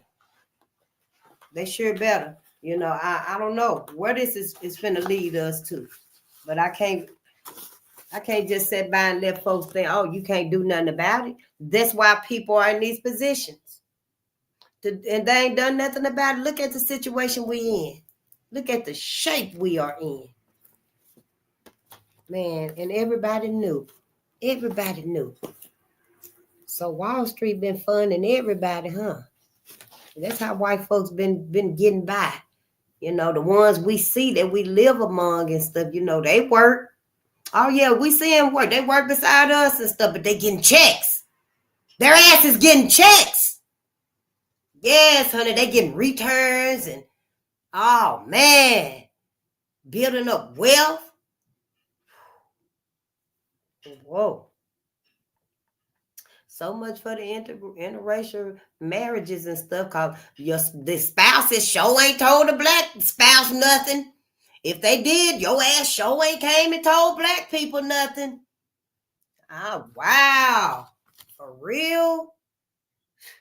Anyhow, copyright disclaimer under 107 of the Copyright Act 1976, allowance is made for fair use for purposes such as criticism, comment, news reporting, teaching, scholarship, and research. Fair use is the use permitted by a copyright statute that might otherwise be infringing. Nonprofit, educational, or personal use tips the balance in favor of fair use. Well, all of that's finna change, ain't it? Yep. Sure will. Whatever it's finna be, it's finna be. And now black people, we could go all out for us now. Yeah, we might well. Yep, it don't even matter about nobody else. No more. We could go all out for ourselves and stuff. What do you want to see happen? That's the question. What do you want to see happen now, Black America? Ooh, yep. You know what I want to see happen. Yeah, I want my people sufficient on our own. I want to see my people patrolling our communities, protecting our communities, providing for our communities. I want my community to be standing up on its own. Everybody got to get out. Everybody got to get out. You ain't welcome here. You ain't treating Black people right in this community right here. Then you better pack up and go to another community. Go try it in another community. After a while and stuff, everybody, their ass is going to be in white folks' communities. That's what we're going to have to start doing. Yeah, I don't know which is going to be the smallest. I don't know where this community going to be at. I don't know. It might be here, might be there, might be where you at. Could be, what is it? The new era Detroit. It could be somewhere up in there where they already patrolling their community and stuff. I don't know where these things finna happen at and stuff, but it's finna happen. We're going to have to make sure it's happening, at least mentally. And we got to start visualizing it. We got to. Can't y'all see it? Us together. Oh, man, it's going to be awesome. And we can do it because we ain't got but a sliver of a time. We ain't got long. Honey, we ain't got but a sliver of a time just to make something happen for us. Yeah, everybody better start grounding. As soon as the ground warm up out here, honey, I'm going to be walking outside so bare feet, my toes going to be spread like that in the grass. I'm going to take a picture of it, too. I can't wait to just ground outside. It's time we got to start using them cosmic gifts that they done gave us because we ain't got no resources. We ain't got no resources. We ain't got no finances, no tools, no funds. We ain't got no tangibles where we can be like, hey, we're going to get this establishment right here. And yeah, we already got it. Done paid for it. It's up and running. So all we got to do is go find the people to fill it and put in there. So we ain't got none of that. So what we're going to have to do is just, detox. I've been trying and stuff, fast as much as you can and stuff, whatever you cut out of your diet is going to help you. We got to detox. We got to get back in touch with nature so we can ground and stuff. We got to reset our mentals, and all of that bullshit, we got to cut it out. Yeah, that ain't doing nothing but distracting us. I'm just saying, I be still, into my little stuff too. I like to look at little things on TV. And I'll be on there for some hours and stuff, be like, darn, I know I should have been reading. I know I could have been studying, doing some research, because it's always something to do. And so I'm not saying, we shouldn't do other things, because we have to as part of life. But we got to incorporate this in our life too. Yep, and it's so exciting, y'all. Ooh, I ain't never thought about, well, I did think about sitting on a city council member some years ago and stuff. But now, it's different now. It ain't the same when I thought about it the first time, because I was hyped up the first time about it, but not like this. See, this time right here to just be for us at our own table. Here go your table right here. Everybody finna sit down at this table right here. Wherever I'm at, I'm considering running for city council member. You do the same wherever you at. We just got to start it. We got some months before it come out. You got to run and stuff. I don't know. I'll reach out to somebody and be like, hey, can you help me with this? We're going to have to work it out together. I don't know. We're going to get to reading this book. Tomorrow, I'm going to log on at 12. We're going to read as much of More Dirty Little Secrets as we can. Yep, here it is right here. More Dirty Little Secrets as we can and stuff, and go on and finish this right here. I wonder if we can read both at one time. I do multi-read, but that might be too much. It might be too much. So yeah, we just gonna get to Powernomics and stuff as soon as I can, and we're gonna start putting that into action for us. And I'm sure y'all will find other connections, other channels, other people that are reading this too. I don't know, maybe we'll go over there with them and we'll all get on their channel and stuff, and we'll all be reading this together. I don't know, we'll get you the books. We'll get us the books. We can Google a chapter, like say Google chapter 7. More Dirty Little Secrets, volume 2, whatever, and it should pull it up and stuff, but maybe that's how it's going to work. I don't know. It just came to me tonight. I didn't even know that, you know, we won't spend an hour with his video, but it was worth it. It was worth it. And we got the book. That's confirmation. Right there.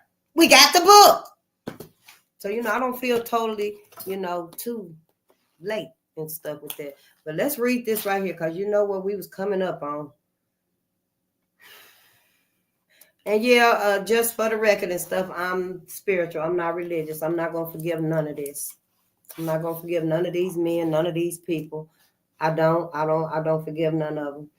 I don't even think I could really be, I don't know, sincerely myself with their descendants in this book right here. I really don't. You know, I just try to live like my mother taught me to live and stuff. You know, I just want to get away. I don't want to have no dealings, no personal dealings with, you know, other than, because we all have to work. We have to work in this society, because we lost our business mindset. We lost all of our business mindset, all of our business abundances and prosperities from having our own Wall Streets. We lost all of that and stuff. So yeah, we do find ourselves. You know, I find us surrounded by white folks. Just surrounded by white folks and stuff, you know, and I don't want to live the rest of my life surrounded by white folks and stuff. I want to live in comfort and peace with my people. That's what I want to do. You know, I want to live in comfort and peace with my people and stuff. I don't want to have to worry about white folks, look at white folks, work with white folks, think about white folks, see white folks. That's why when I leave from this existence right here and I transition over, I ain't even going to heaven. I'm going past heaven, because I don't want to see white folks no more. I do not want to see white folks no more. So no, I'm not religious. I don't forgive them. I barely can, just remain, you know, like my mother taught me about all of this right here. I'm to the point where, can we look up these last names of these people? Well, where's their descendants at? Because we need to talk to you and see, did you know that your peoples is mentioned in these books right here? Tuscan. What was her name? Jenny Tuscan? That lied and said that a black man raped her. That was in this book right here. That's what she said. Jenny Tuscan and her boyfriend, Jimmy. That was in there, I think, Jimmy. You know, but I'm not out. Yeah, it was just a thought and stuff. You know, where's all these people at and stuff? Let them know, yeah, what have you done for what your great-grandmama did? For what your great-grandmama did, what have you done? What has your family done for these three men? So, you know, yeah, I just want us to see what it really is, so we can go ahead and go about our business, honey. Have black babies. Have black babies. Stop procreating with white people. Stop procreating with everybody.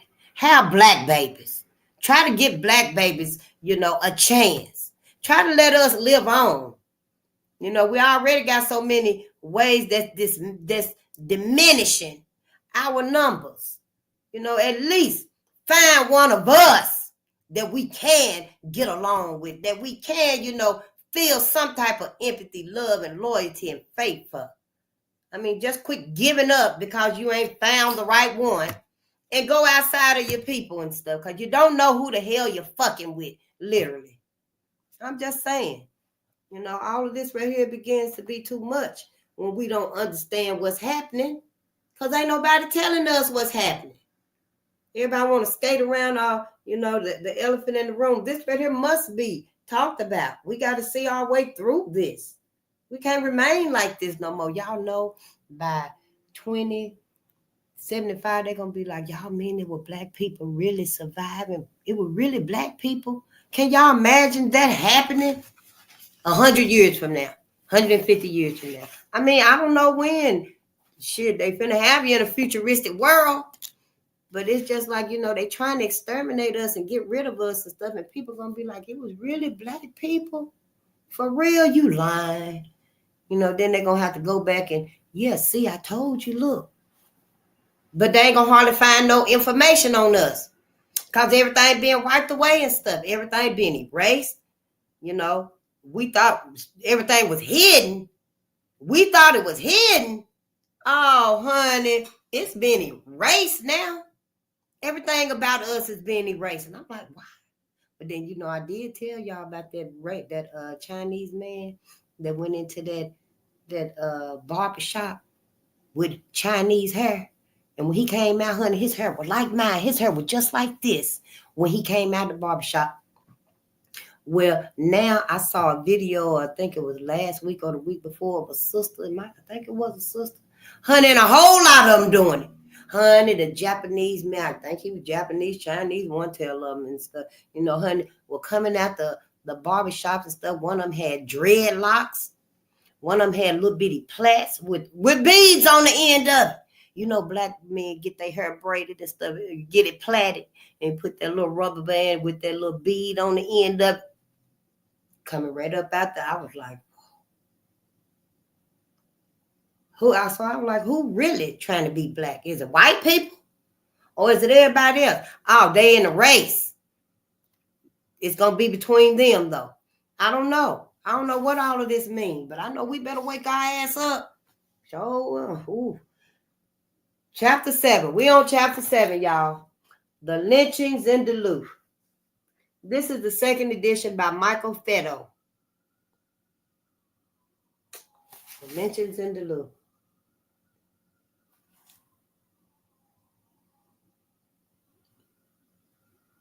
You know, this happened in 1920. I was thinking about this too. 1920, that wasn't too long. This wasn't too long after the awakening of Black America, 1919, the summer of 1919. This was June the 15th, 1920. It seemed like it was almost like a year to the day. Yeah, because the massacres of 1919, the first one I read started in February or March. But, you know, the massacres were happening. And they went on through the spring and the summer.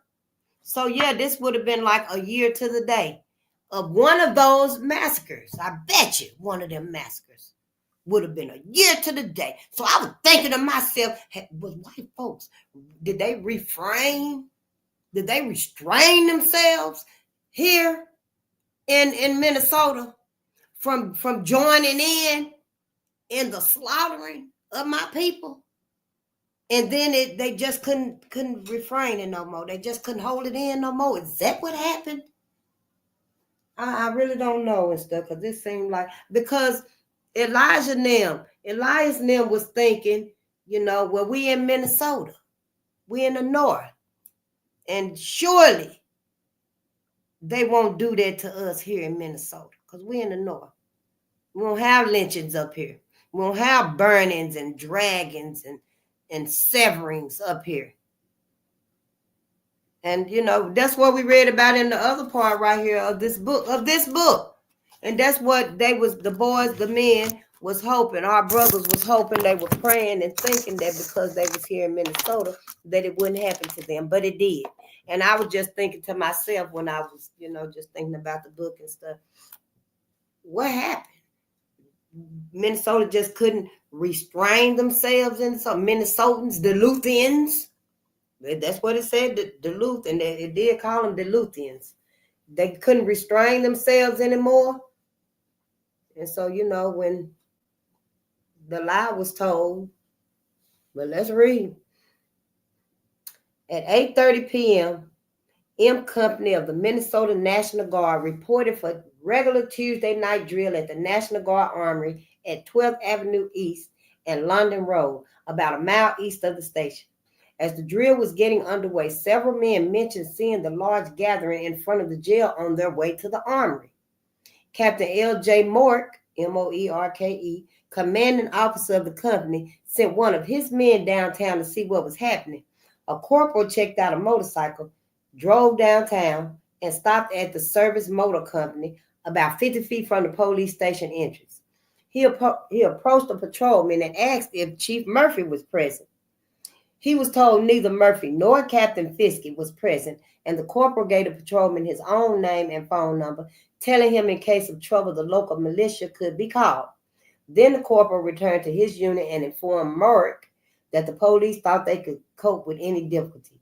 Morg was cautious, though, and insisted on telling the men that they might have to move if trouble broke out at police headquarters. Lieutenant Edward Barber, another veteran police officer on the force, reported for duty shortly after 8:30. Inside the station, he found the men confused, but was told that Murnian was in charge. And for a few moments after his arrival,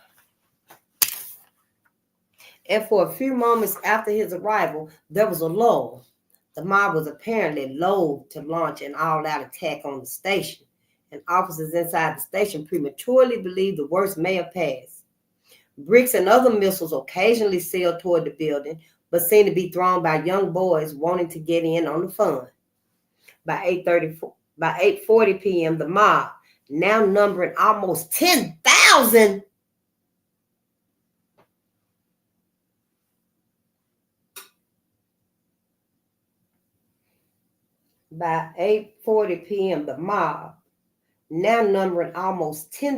people, was packed throughout the block surrounding the station. Officers in the rear were using clubs to threaten and occasionally beat back some of the front ranks of the mob. It seemed at that time a standoff might be in the making, but to be safe, Sergeant Olson again telephoned Sheriff Maggie to request reinforcements.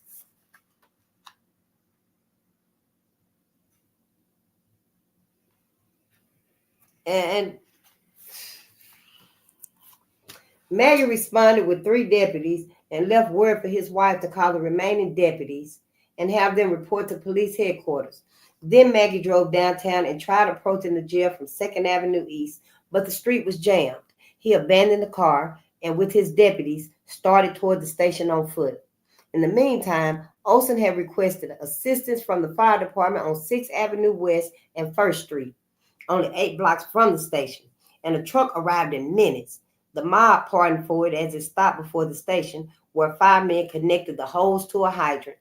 About this time, an order, or rumor of an order, that would tip the balance of power irretrievably in favor of the mob came down from Murnian's 3rd floor office.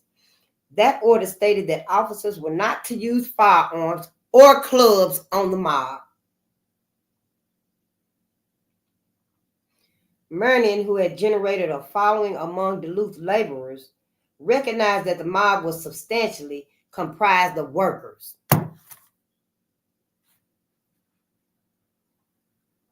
His order must have at least partly stemmed from his feelings for these men. They were not criminals. They were ordinary law-abiding men who were outraged at the alleged attack on an innocent girl. Nothing could be gained by injuring these men, Murnian reasoned. Olson did not question the order and felt that the mob could probably be contained with water from the fire hose. Unknown to officers, and to most of the mob, however, was the activity up on the fire escape between police headquarters and City Hall, where a small group of determined young men was vigorously working with drills and chisels, chipping away at the stone wall at the 2nd floor level. If penetration was possible, they would gain access to the station through the boys' department. Inside the station, where noise and confusion reigned, police confidence was slowly being restored. About 25 officers were present and ready to act on orders. But outside the station across the street, someone mounted the hood of a taxicab owned by Joe Zooey, Zooey. Towering above the mob, with his arms up for attention, he shouted, "The girl assaulted is in critical condition. She's in the hospital if she's not already dead. What would you do if it was your sister? In the South, those niggers would have been dead 10 minutes ago." Some in the crowd cheered and raised lengths of rope above their heads. And an unidentified speaker picked a strip of rope, exhorting, "We're talking about a white American girl getting raped by black savages and left for dead. What if that girl was your wife or daughter? What would you do? Let's stop yakking." Shouts of "Let's get him" echoed from scores of angry throats. The crowd moved towards 2nd Avenue East, then trampled some of its own men, racing down to Michigan Street, then suddenly turning back up to Superior Street. Murnian, peering out of a window, was spotted by the mob as someone called to him. We're going to get those niggers, Mr. Murnian. Give us one of them to start with anyway. The commissioner didn't respond. He stepped back from the window and would remain in relative seclusion for the duration of the assault. Perhaps realizing that for all practical purposes the police were leaderless, Lieutenant Barber went to a window. The prisoners are in my custody, he shouted at the mob. I am responsible for them. They are guaranteed protection under the law. We'll take them from you, Lieutenant, someone answered. We'll wreck this damn jail and everyone in it. Barber started to shout back, but a volley of rocks was hurled, and he jumped back away from the window, unable to complete his appeal. The mob then rushed the front door for the first time, and Patrolman Stewart, standing guard outside the door with Victor Isaacson, was knocked to his knees when a heavy boulder crashed into his shoulder. Isaacson charged Leonard Hedman as the latter reportedly shot. I've got the rope. We want those niggers. Isaacson shoved Hedman, though several in the mob moved to assist the man. But the officer pressed forward, swinging his massive fist, scattering those in his path.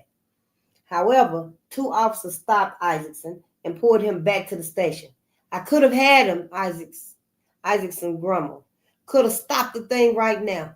Puzzled, he retreated to the rear of the station, wondering why officers didn't seem interested in controlling the crowd and thwarting violence.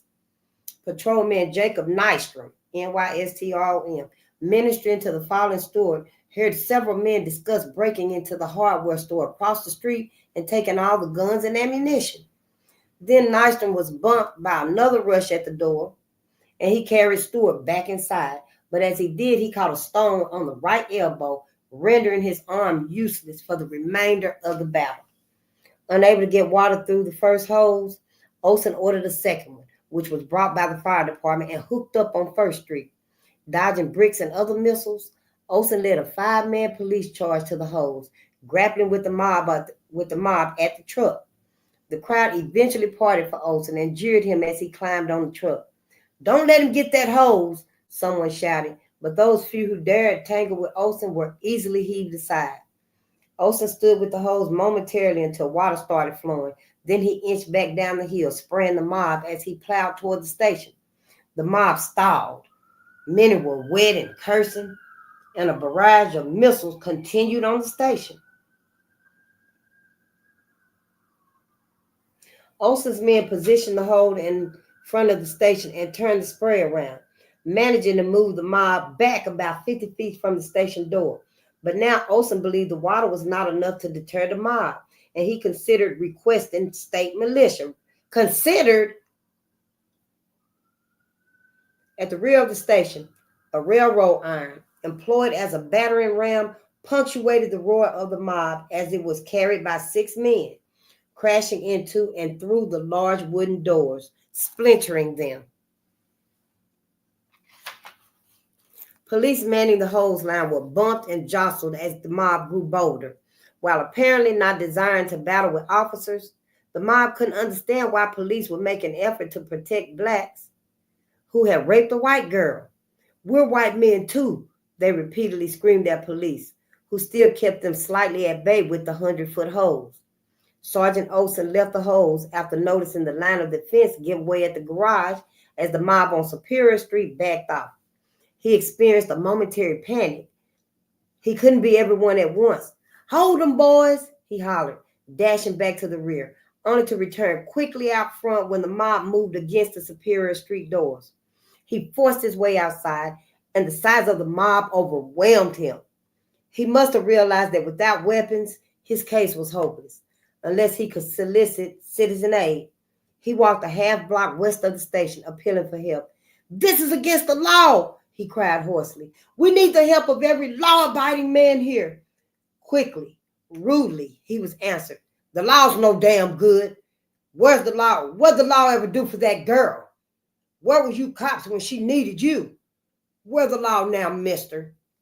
A middle-aged man in a brown suit grabbed Olson and pulled his florid face very close to the officers. What's the matter with you?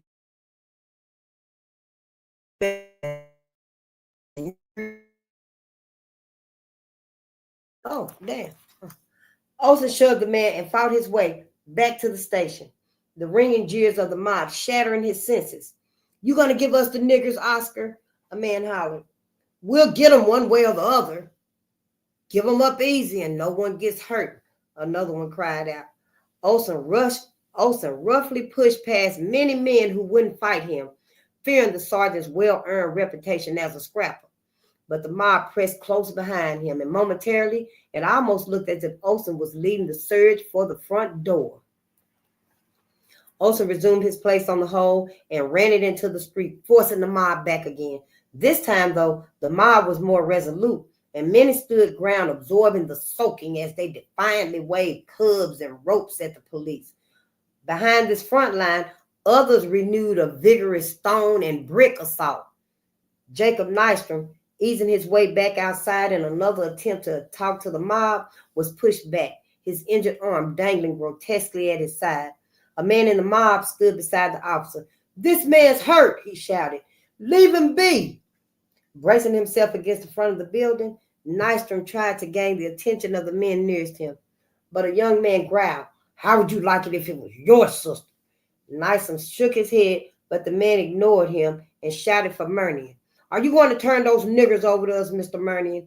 If you don't, you'll have to have a new police station tomorrow. Don't do this, Nystrom pleaded.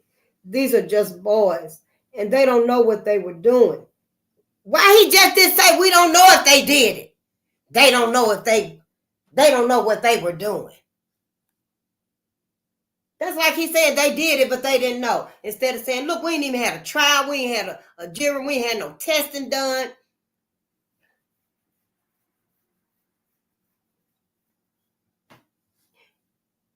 Inside, Patrolman Bill McKenna wondered aloud why the police wasn't using weapons. For God's sake, we should get out those rifles. He shouted near the jailer's desk. No good, Bill, one hollered back. That'd be real trouble. Downstairs, Isaacson raised his pistol as the assault heightened at the garage door. Don't shoot, several in the mob shouted, and the crowd was hastily seconded by another officer. No shooting, he cried. About a dozen from the mob were inside the garage now, and those out on Michigan Street rushed the doors again with the battering ram, springing the hinges. One door opened and hung at a tilt as the undeterred crowd scrambled forward. And y'all, this is just happening in increments. This was like 8:30, then it was 8:40, and now 8:50. By 8:50 p.m., the mob was larger and angrier than it had been just 30 minutes earlier. At 8:40, it was 10,000 people. And now it's saying that the mob was larger at 8:50. Many in the crowd were now withstanding the force of water from the police hose and continued heaving rocks at the station. Oh, so what they do when they was using them hose on black people, I read that, in the 60s and stuff, them hoses had like 700 pounds of pressure that they were using on black people. What, they took it down to 200 pounds of pressure?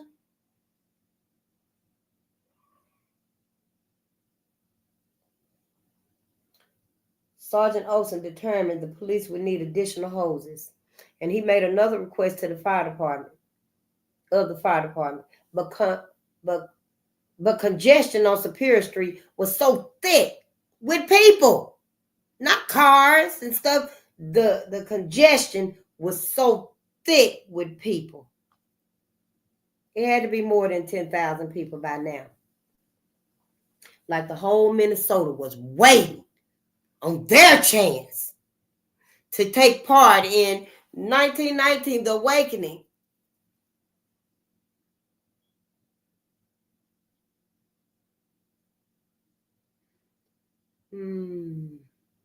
The congestion was so thick that the fire truck was unable to penetrate the mass, and the crew had to stop at 2nd Avenue East and 1st Street. The truck was immediately surrounded by the mob, and some of the crowd began scuffling with the firemen. It was so many people there. The fire truck couldn't even get through. Fire truck just had to stop. Nystrom, though pained and partially crippled by injury, tried to help other officers get the hose off the truck. But he was easily moved away by men in the mob who told him to stay out of it, that he was already hurt, and they didn't want to see things get worse for him. 24 men had pushed forward and started wrestling with officers for the hose. Nystrom pressed on, his left hand clenching his club. But Louis Dundino shoved him and growled, "Don't you dare touch that hole. Those men are doing good work." Easily overpowering the police, the mob took the hose off the truck and ran it back to a hydrant on the corner, then hurried it down the hill and pointed it at the front of the station. However, they were unable to get immediate water pressure, and those manning the hose were given another forceful dousing by police. 2 men in front were knocked down by the stream of water. As the mob abandoned the fire truck, firemen returned to their station and secured more hoses. But this time, no officers were able to meet the truck, and the third hose was virtually handed to the mob. This time, the mob turned bursts of water against the police.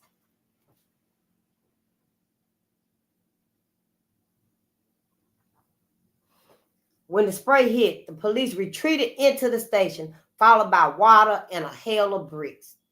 Inside the station, many officers began asking whether the blacks were worth this battering. Handicapped by not having access to firearms and clubs, police realized that unless reinforcements came through, it was only a matter of time before the mob would have its way. Leo E. Streeter, Streeter, the city editor and night editor of the News Tribune, managed to get inside the station after being recognized by Lieutenant Barber. Streeter had been a police reporter for over 2 years with the Minneapolis News and was more in his element here than any other Duluth reporter. The only reporter with big city experience, he, more than other reporters, understood the horrible consequences which likely would result from the absence of decisive police action. Soaked himself in trying to get a pencil to write on waterlogged notebook paper, he drew Barber aside and asked what the lieutenant was going to do. "There isn't a hell of a lot we can do," Barber said. He was exhausted, his eyes swollen, red and slits from the water he had taken when the mob turned hoses on the police. 2 men in front were pointing a hose at the station and were running it closer. "Why don't you pinch those 2? Streeter asked, but Barber shook his head. "I'm afraid if we do, we'll start a riot." "This is a riot already!" Streeter screamed. "What about using your guns?" "No, we can't," Barber said. "We'll start real trouble if we do." Streeter asked about the advisability of getting the National Guard, but Barber moved off, and the reporter started up the soaked, slippery stairs to see Commissioner William Murnian. So his ass just gave up. When Joseph Payer, Payer, arrived for duty, he was not in uniform, and the attack on the station was already underway. The mob was jammed in around the front of the building, so he ran down to Michigan Street where Bill Rozon, R-O-Z-O-N, was guarding the back street door for the mob. Payer gained interest there because Rozon didn't spot him as an officer. In the chaos, Payer received no direct orders and found the entire station in disarray. He wandered upstairs where hammering on the wall could be heard over the clamor of the mob below and outside. Payer located a fireman's axe and put it under his coat, then slipped out again and made his way through the crowd up to the hydrant on 2nd Avenue. With one swing of the axe, he severed one of the mob's hoses, then dashed away before he was noticed. Again, a temporary advantage returned to police. And some officers believed a show of force, the firing of weapons, would bring the mob to its knees. But under Murnian's restrictions with his scary ass, most officers had already lost their stomach for battle. One by one, they dropped off their hose until only Sergeant Olson remained with it. Other police, battered and drenched, retreated to the secretary's room inside headquarters and took refuge from water and bricks. Demoralized and defeated, they sat, stunned, nursing wounds, scrounging dry matches for damp cigarettes. Still others, fearing imminent break-in by the full mob, hurried to the basement where protection seemed more secure. Alone on the hold, Sergeant Olson considered drawing his weapon, but held back because he wasn't sure how many, if any, of his men would assist him once the shooting started. That he would kill or injure someone by firing point blank into the mob was a certainty. But Olson was one cop who resorted to the gun only as a last resort. It was, incidentally, this quality that 20 years later contributed to his own death when he was shot down attempting to make an arrest. Still, he held fast to the holes and was managing to keep the crowd back a bit in front, though some men were gaining interest at Michigan Street. Harry Sorensen, Sorenson, a traffic officer, had remained on his corner attempting to reroute traffic on Superior Street, but as vehicles and pedestrians clogged the street, he found the situation impossible and started back to the station. As he approached it, he saw two officers attempting to wrestle the hose from the mob. They were taking some punches, and Sorensen hustled to their aid, pushing two men and shouting, "Drop that hose in the name of the law." His order ignored, he was struck from behind with a club. Groping to his feet, he managed to grab onto Olson's hose, and he stayed with the sergeant until the mob directed its other hose at the officers. Sorensen caught a full stream in the face and floundered off the hose, unable to breathe. Someone with a piece of jagged metal slashed at him, tearing a large wound in his leg. Barely able to see, Sorensen staggered back to the station where he was taken to the jailer's room. Several minutes passed before he regained normal breathing after paroxysms of coughing and spitting. paroxysms. Paroxysms. I guess that means after bouts of coughing and spitting. Back out front, someone in the mob finally cut Olson's hose, and the water abruptly dwindled to a trickle, leaving the hefty officer standing alone before the mob, his uniform drenched, his body bruised.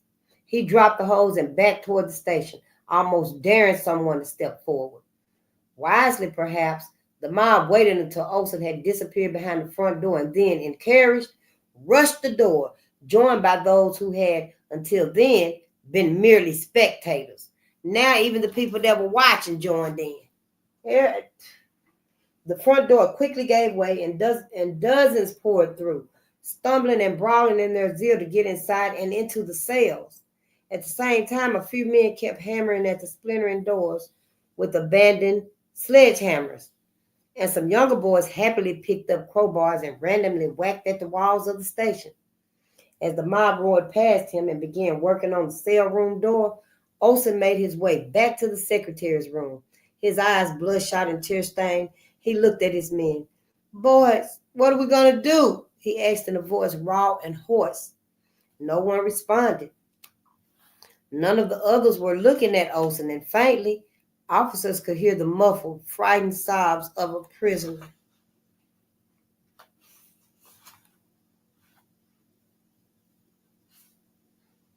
At 9:45 p.m., Duluth theaters emptied. At 9:45 p.m., Duluth theaters emptied into Superior Street, and these theater goers now joined the throng moving rapidly toward the station.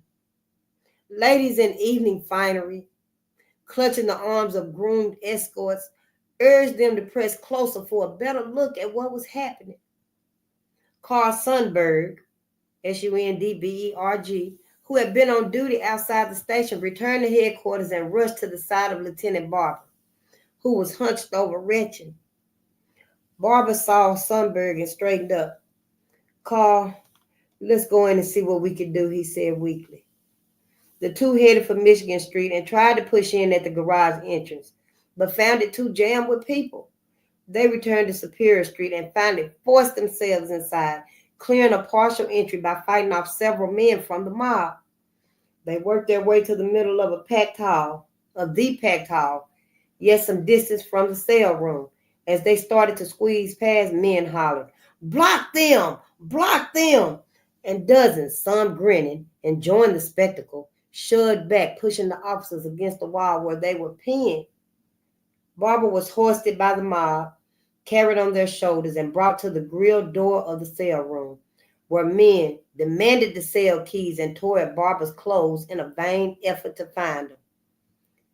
Sundberg freed himself during the preoccupation with Barbara and latched onto another officer, Stans Nesgoda, Nesgoda. Let's go and see if we can do something for Barbara, he said. He's up against it. The officers forged through the mass, moving about 5 yards, but were pushed back. One man warned them not to interfere. Don't try to protect these black savages, he screamed. Sundberg grabbed him. You should be ashamed of yourself. You've hardly left school and you come and do such a thing. When cops start using clubs to beat their own race, that's when something is wrong, Sundberg was told. Then the officer was spun back and thrown against the wall as Hank Stevenson advanced on him with a raised sledgehammer. But the burly Sundberg glared at the man until the weapon was lowered. Sundberg again tried to persuade those nearest him to quit the fight, but Stevenson returned again and, backed by 6 or 7 others bearing crowbars and hammers, shouted, "Get out of here!" while menacing Sundberg with his hammer. The officer tripped and reeled into a jagged edge on the door of the cell room. Waves of pain ripped through his right leg and he fell. Nesgoda steadied him but was warned. Both of you keep going. There are 2 men right back of you and they have a gun. Both of them. As the patrolmen gingerly picked their way back through the crowded entry and out onto the street, Sundberg was struck in the small of his back with a brick and toppled to the sidewalk. From Chapter 9. From his Michigan Street office, Fred Beecher heard the mob screaming and hooting increase, and his feelings dissolved into thoughts that there probably would be a lynching in the city. He left the office and arrived at the police station about 9:30. By this time, the demolition of headquarters had begun, while an almost endless crowd poured through the entrance and filled the Superior Street hallway. Maintaining the resolute bearing of a military commander, Beecher sidled through the crowd, brushing against many men, surreptitiously running his hand against coat pockets. Though a few seemed to have handguns, Beecher still believed that for a mob of this size, it was extremely orderly, and he wondered why police were unable to control such a mob. He observed many who were tossing bricks or applying crowbars to doors, and he paused to explain what they were doing to newsmen or other bystanders. And though boisterous, the mob impressed Beecher as one that would probably not wantonly kill innocent men. Still, a mob is totally unpredictable. Angry now, but with appropriate stimulation, the mob's anger could quickly turn to maddened frenzy.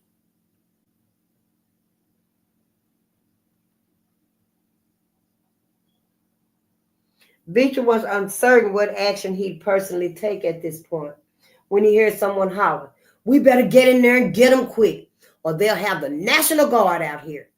Beecher dashed away and tried to find a telephone, but none was in service near headquarters. So he ran back to his own office and asked the long-distance operator if she knew whether troops had been called. She replied that such information was confidential and could not be released. Beecher identified himself as a mayor with the 4th Field Artillery.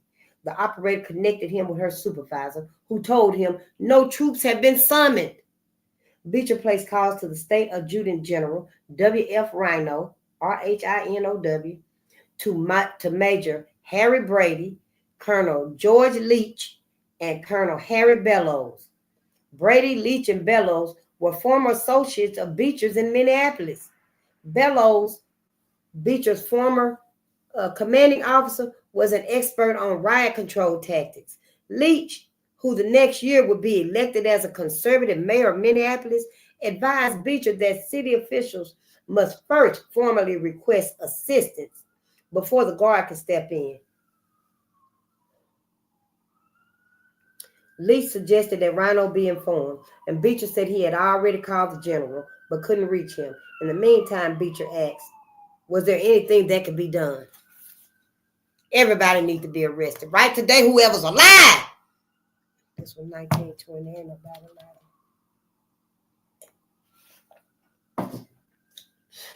lying. I'm just saying. Leach wasn't sure, but told Beecher to keep close watch on developments. Then at 9:55 p.m., General Rhino, on duty at the state encampment at Fort Snelling, returned Beecher's call and repeated what Leach had said about city officials having to make formal requests for troops. Beecher contacted Sheriff Maggie, Magie, who joined him at the Michigan Street office, and the two phoned General Rhino. Rhino ordered Beecher on active duty and said troops would be up on the first available train. Beecher assured the general that he would take charge of making necessary arrangements for the troop arrival in Duluth. Then he and the sheriff hurried back to the jail. Though the mob continued pouring into the jail, a young photographer was allowed to set up his tripod in order to photograph the event. But when Maggie and Beecher arrived on the scene, the photo session broke up. "All over, Sheriff," someone hollered. "Might as well go on home to bed." Beecher and Maggie forced their way through the crowd at the jail door, where they saw a group of men hammering against the cell room door. The mob around them chanted, "Ho, ho, ho," with each ring of the hammers. Murnian was standing unobtrusively near this scene and was spotted by Maggie. The sheriff tried to get the commissioner's attention, and he called, "What should we be doing?" But Murnian did not seem to notice the sheriff and melted into the mob. Fucking coward. "They got more of the black bastards up to Virginia," a young man shouted. "What are we waiting for?" another yelled. "Let's get up there." Maggie panicked. The prisoners were in custody of his deputies. Maggie picked his way through the mob and returned to his office at the county jail. He phoned Virginia to warn of a possible contingent from Duluth coming up to get the remaining blacks. He was told that Murphy had already taken 4 prisoners with him back to Duluth, leaving for the city shortly after 8 p.m. However, 6 blacks were still in the Virginia jail, and were to be escorted down on the morning train. "Be careful," warned Maggie. "These people mean business." Deputies in the small town of Virginia anticipated a nightmare. Within the hour, a rumor filtered through the population that a caravan of 50 cars loaded with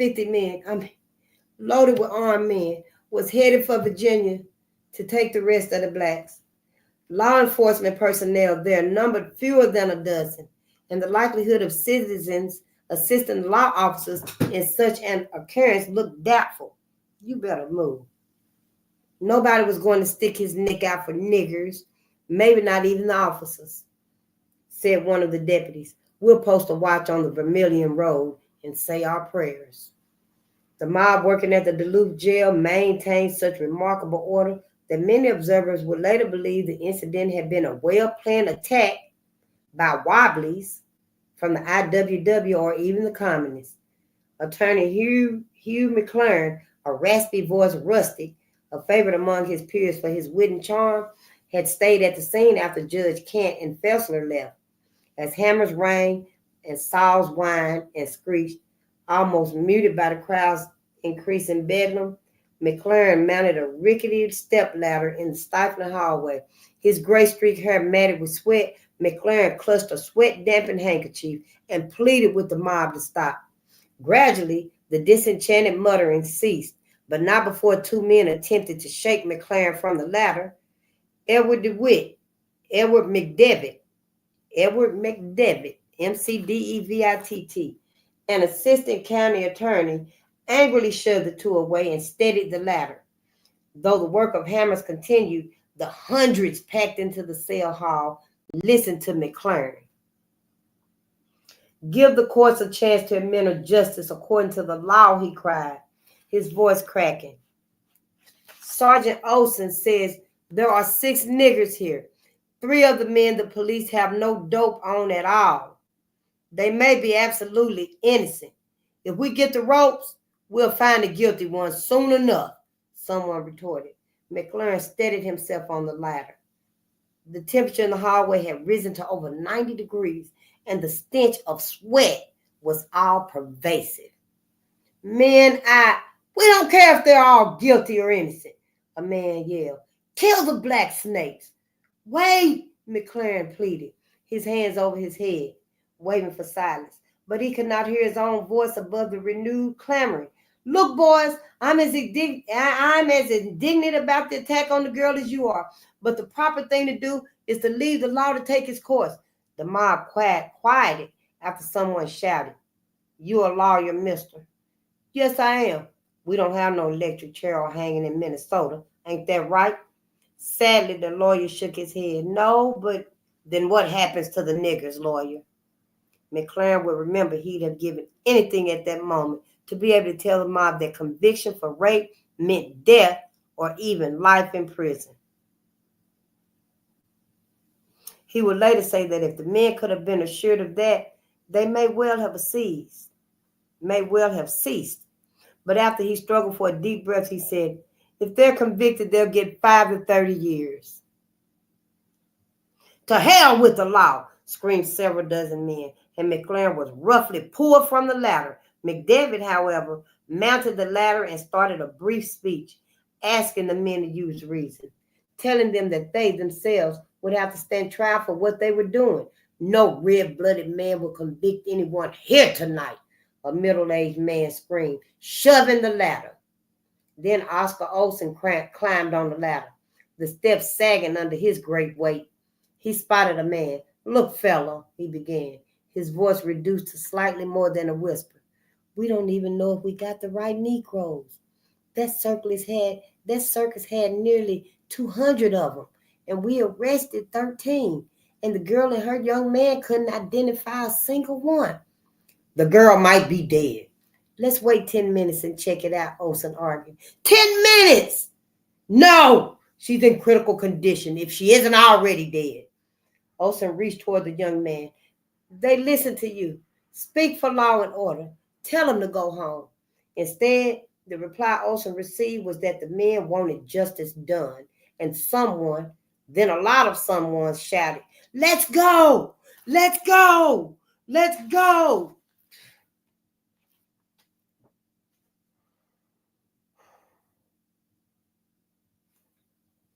Chapter 10. Water was running ankle deep over the Superior Street floor of the jail as the mob and officers sloshed through it. Their bodies were pressed together in frenzied, frenetic movement, and men fell and were trampled by the mass rushing through. The heat and stench overcame some, and they vomited where they fell. Several more officers simply retired to the basement to tend minor wounds or were joined by Oscar Olson, who moments earlier had been threatened with lynching himself for interfering with the mob. Geez, Oscar, moaned one of the men. You done the best you could. But Olson was not ready to quit. Come on, boys, he urged, clapping a raw hand on a young patrolman's shoulder. We'll run out the back way up the hill and take the hose away from the mob. The men regarded their haggard sergeant in glassy-eyed silence and shook their head. The man was crazy, they must have thought. For $115 a month, a man risked his life for a bunch of niggers? Not for a lousy $115, he doesn't. Not when he's supposed to be fighting white men, men of his own race. It just didn't make sense. Olson tried again to encourage his men, then heaved a helpless shrug when the men failed to respond. They had tried. They did their duty. Now they were tired and defeated. None could look at Olson as he went back upstairs to continue efforts to halt the onslaught.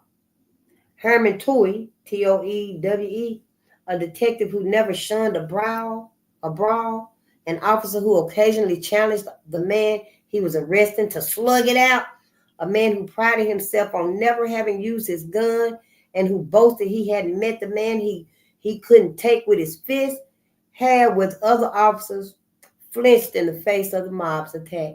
It wasn't right, he obviously reasoned, to fight your own kind. But around 10 p.m., when he noticed 4 men heading for the detective's office, known as the Bertillon Room, he was quick to act. The Bertillon, Bertillon. The Bertillon Room was a private sanctuary of detectives, the elite of the Duluth force. And Toole was proud of being a detective. It always gave him a special lift to pass the desk out front where the uniformed boys sipped coffee from mugs and spilled crumbling sandwiches in their laps and strolled into the efficient tranquility of the Bertillon room. Now the mob meant to go in and muddy that room and perhaps turn the hose on it, but not while Herm Toohey was around. "Hey!" he shouted. "There's nobody in there." "We'll see for ourselves," a man said. Toohey, being hopelessly outnumbered and not desiring combat now, tried to hold his ground. "Look, if you'll detail one man, I'll take him in there and turn on the lights and leave him to look around to satisfy you. There are no niggers in there." The men agreed. Cautiously, Toohey inserted the key in the lock and allowed the representative inside, slipping in behind him and snapping on the lights. The delegate glanced around. Too was no doubt pleased the floor still held a trace of slime, a trace of shine. "Okay," the man said finally. "Thanks." "It's okay," Toohey said. And as they left, he carefully relocked the door. Lieutenant Barber had also been threatened with lynching. He was told that while the mob was only after the niggers, they'd take nigger lovers too. And another man approached Barber with a hammer and snarled, "We're going to lynch those niggers. What would you do if it was your sister?" Barber backed off, went outside and tried speaking to the women in the crowd, asking them to help him persuade husbands and boyfriends to leave. He noticed baby carriages and dozens of young children prancing about. Other youngsters were being held aloft on shoulders of their parents so they could get a better look. And the officer was aghast that adults would bring children to such a spectacle. But that's what they did. Who was that, John Hartfield? During the lynching of John Hartfield, little white kids was in the tree. John was hanging in the tree, white folks running up on him, stabbing him, cutting off his fingers, his toes and stuff. And they done hoisted their little kids up in the tree. Sit on the branch so you can have a good look. This didn't go nowhere. Where'd it go? Caught in a momentary reverie, R-E-V-E-R-E, perhaps due to extreme exhaustion, Barber felt he was no longer part of the struggle and seemed to be more of an outside observer. But the sharp explosion of the mob's hose brought him back to reality when it struck him full in the face. He couldn't see for a moment as his eyes rapidly swelled. He started back inside, pushing through the crowd. He stepped inside the door and fell, his strength sapped by heat, humidity, and the battering he'd absorbed. The stink of his wet wool uniform rose to his nostrils, and he fought a swoon before being lifted by several young men and again pinned against the wall. 10:20 p.m., June 15, 1920. Despite the deeply rooted fundamentalist religious faith of many Southern blacks, none of the arrested circus employees had previously espoused any faith. Now, however, one, Isaac McGee, tried. Almost oblivious to the quiet terror of his mates, McGee rocked back and forth on his knees, tears rolling down his cheeks.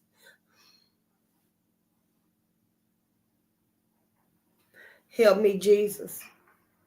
Help me, Jesus. Lord Jesus, please help me," he pleaded hysterically. The other prisoners looked neither to Jesus nor anywhere else for help. There was among them now an increased apprehension of doom. He didn't come. How many of them prayed, begged Jesus, "Please come and save me. Stop them." 10:55 p.m., Tuesday, June the 15th, 1920. Albert W. Tracy, the automobile editor of the Duluth Herald, would have been home in bed. But since the paper's staff was depleted due to vacations and illnesses, Tracy had been assigned double duty, adding the City Hall beat to his regular reporting. It was not an assignment he relished, the City Hall beat, while often earning writers' front page stories was in most ways routine. The mayor issued proclamations and regularly met with the commissioners, occasionally decided on zoning ordinances or purchased new equipment for the Public Works Department. But there hadn't been any real excitement at the meetings since the summer of 1917 when the wet dry issue was first debated. On the other hand, the automobile was new. It excited folks.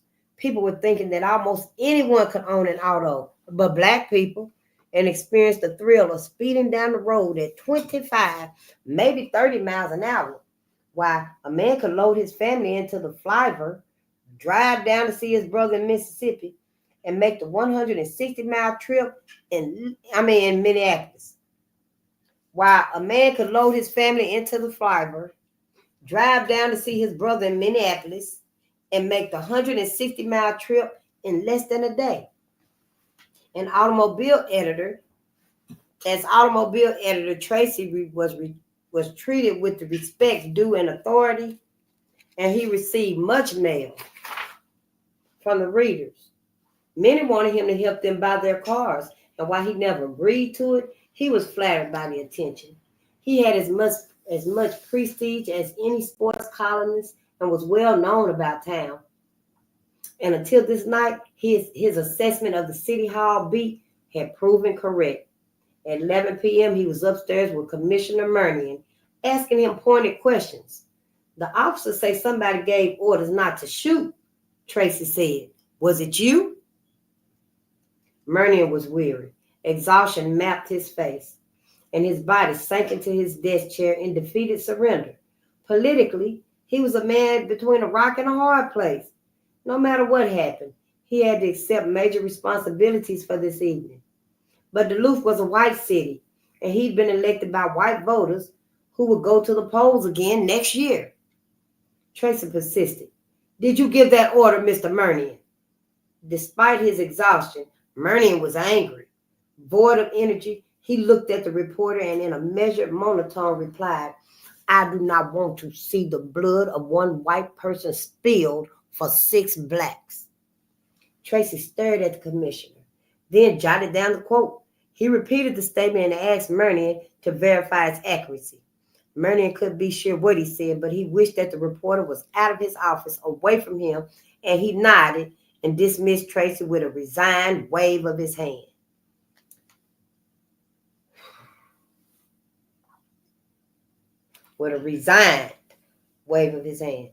Out on the Vermilion Road, a solitary car joggled toward Duluth at just under 20 miles an hour. In the back seat, cramped together, 4 prisoners stared impassively at the dark landscape, broken by scrubby poplars and spruce, or tried to sleep. In the front were the 3 officers, stifling yawns, twisting irritably when stricken with leg cramps. The police were not in a speaking mood, and any attempt by the blacks at conversation merited a sharp, shut up, from the officers. Schultz, still behind the wheel, guessed they should arrive downtown a little before midnight. He noticed a road sign advertising a resort on Rice Lake near the city. Suddenly, he broke the silence. I got a funny feeling, he said. You don't suppose something's up downtown? The other 2 remarked that while it was possible, it was not probable. At least they hoped not. When Public Works Commissioner Bert Farrell first became aware of the attack at the jail, he went downtown and kept a vigilant eye on the action for over an hour. About 9:30 p.m., word reached him that a group was going to Virginia to get the rest of the blacks. Then Farrell left downtown and drove out on the Vermilion Road, hoping to head off Chief Murphy on his return to the city. At 10:45 p.m., he left his car and stood in the middle of the road, flagging down oncoming cars. 3 were false alarms before the police car approached and pulled over. Trouble, John, Farrell shouted, huffing over the police vehicle. Hell's popping in Duluth. They're going to lynch the prisoners. Supposed to be a bunch headed to Virginia, too. Murphy asked when mob activity started downtown and whether Mernian had taken precautions. Farrell didn't know what Mernian had done, but repeated that the situation was completely out of hand. You can't take these men to town now, he said, referring to the prisoners. The thing to do is to leave them with me. I can get a hold of some fellas and we'll have them at my place tonight.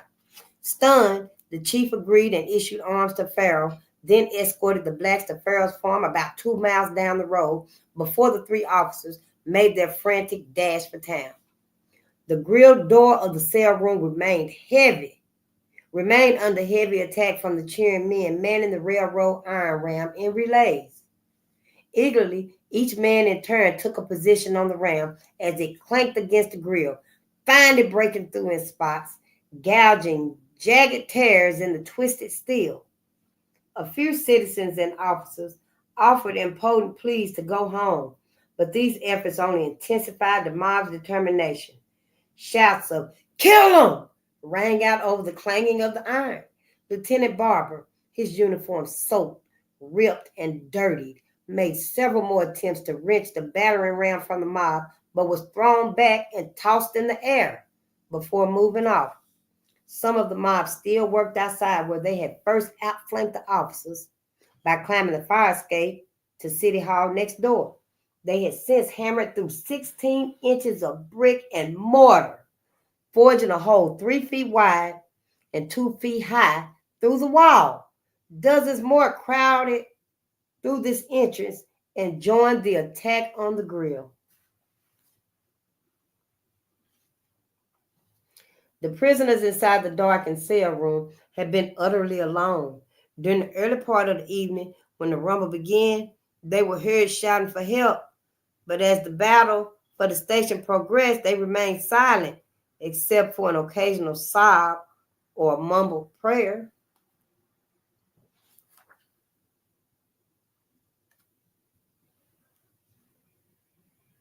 Other than crying or praying, it wasn't nothing. Isaac McGee was the one that was praying. He was asking for Jesus.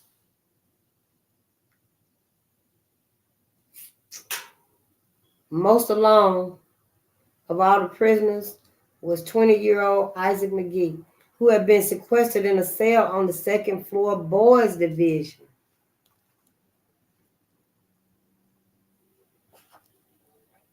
There had been no one with whom he could talk, no human voice to cry with or to issue reassurances. And in the darkness there, the young man was consumed with panic. At least the others downstairs had each other. There was perhaps some small comfort in that. And perhaps they could say to each other that since they were up north, they really didn't have anything to worry about. But those reassurances must have sounded hollow indeed when the rage and fury of the mob could be so clearly heard up to a mile away. Though uneducated and mainly from sharecropping families in the South, the blacks were no strangers to lynch law. The law was universal in much of the South. No black could ever contaminate the flesh of a white woman without paying with his own life. Lynching was a grisly scene too often repeated. In fact, the circus blacks, upon signing on, would have been warned by older Negro hands that they were under no circumstance to bother with white women, even up north.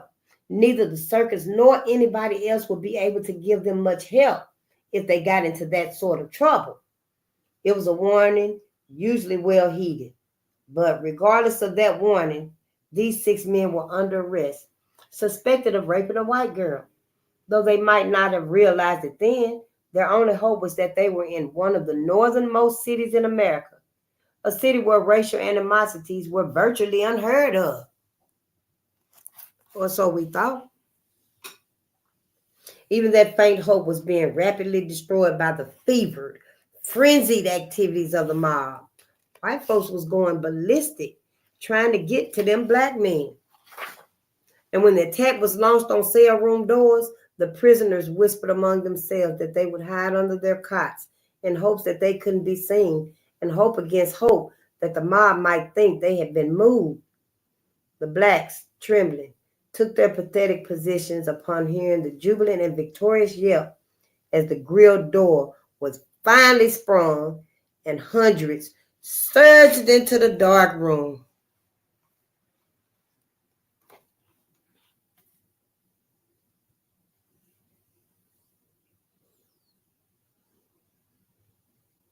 Chapter 11.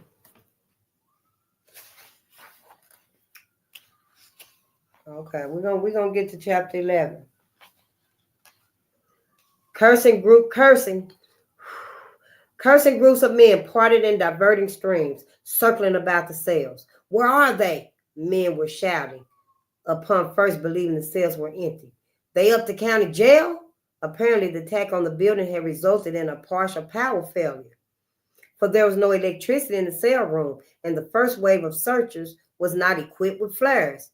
Police have lied to us, several shouted, giving the first indication that perhaps some officers had cooperated with the mob by telling the men that the prisoners were locked in cells in the jail. We'll find the niggers if we have to go to hell for them, another shouted, and the rush pressed on throughout the cell room. After about 5 minutes, a flare was struck, briefly illuminating the corridor with an eerie red brilliance, but its carrier failed, and the flare was doused by the inch-deep water on the floor. 4 other police officers, meanwhile, started for the cell room, hoping to assist Lieutenant Barber. But the mob turned on them, taking up the cry. Crowd them out! Crowd them out! These police were quickly surrounded by the jostling mass, which pushed them back to the cell room entrance. And Lieutenant Barber, released as the crowd began the search of cells, continued his plea. Stop this before you murder innocent men! We don't care if they are innocent or not, someone yelled, spouting spittle in the officer's face. One man, however, thought to take a closer look. He shoved through to the first cell and peered in, straining to accustom his eyes to the darkness. He started to back away in disgust, but lurched forward again, discovering a human form rolled into a bundle, huddled in the dark next to the wall on the floor beneath a cot. There's one, he cried, and immediately the crowd was at the cell, battering and sawing through the bars in a frantic effort to reach the prisoner. The prisoner was 19-year-old Lonnie Williams, but the mad mob kept on hammering and cursing, and Williams finally crawled from his hiding place and sat on his cot, cradling his head in his hands. His lips formed a silent prayer before he vomited. The mob crushed forward. Through this pressure hindered his progress on the cell bars. Still, there was a willingness to assist within the mob, and as one man became fatigued from pounding or sawing, another one was quick to take his place. Above the den, Lieutenant Barber, tears streaming from his eyes, cried out, "You are going to be sorry for this night's work. These men will be punished by the law. You are doing wrong. Stop before it's too late." But instead, the mob redoubled its efforts. Several from the mob with whom Barber was acquainted went to him and tried convincing him that his work was no use. "It's out of the hands of the police," one told him. "But I'm responsible for these men," he half sobbed. "The chief is at Virginia. The chief of detectives, the captain, all of them are with him. I am in charge here, and I'm going to prevent this if I can." But Barber was only talking to himself. None in the mob was even listening to him, and the crowd rose again. "Get him! Kill the black son of a bitches!"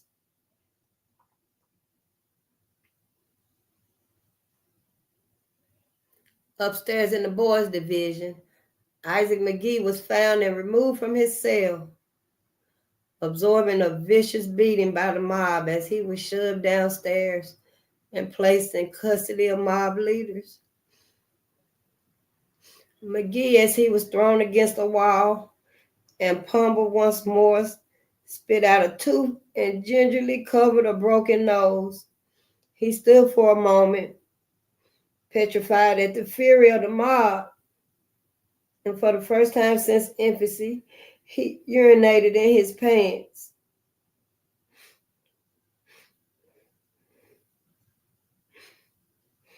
"We got him now," cursed the crowd as William's cell was hammered in.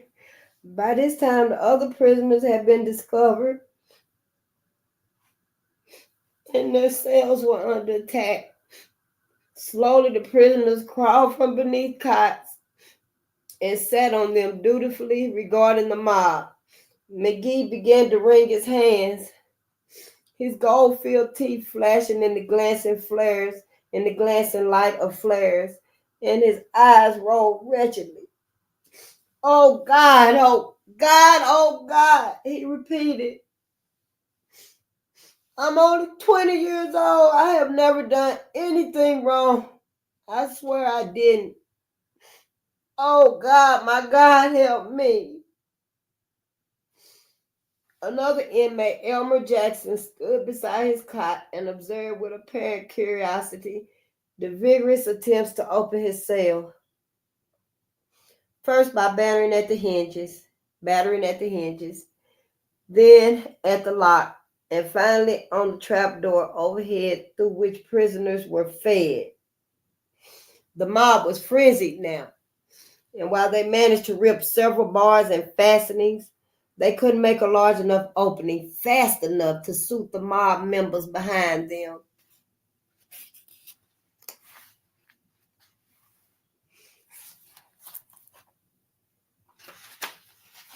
Several fistfights erupted within the mob as men tried to assume direction of the break-in. A third prisoner, John Thomas, stood at his cell door and argued with the mob. Nobody here done nothing, he said calmly as the crowd pushed close and tried to reach him through the bars with hands and chisels. You niggers will swing, every damn one of you, they cried. Thomas stood further back in his cell, his arms folded over his chest.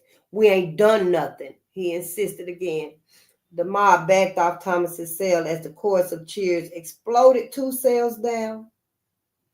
The cell of 19-year-old Elias Clayton had been forced open, and 2 men entered and punched Clayton to the floor, but others pulled them back. McGee was dragged into Clayton's cell, and 3 whites stood guard, keeping others away from the prisoners. We're going to find out which nigger's guilty, one man shouted. The rest of you stay back. We want to be fair. A weird semblance of order unfolded when several more whites were allowed into the cell, while another 3 were posted outside with orders to keep everyone back until the examination was completed. We'll get to the bottom of this, called one of the vigilante jurors.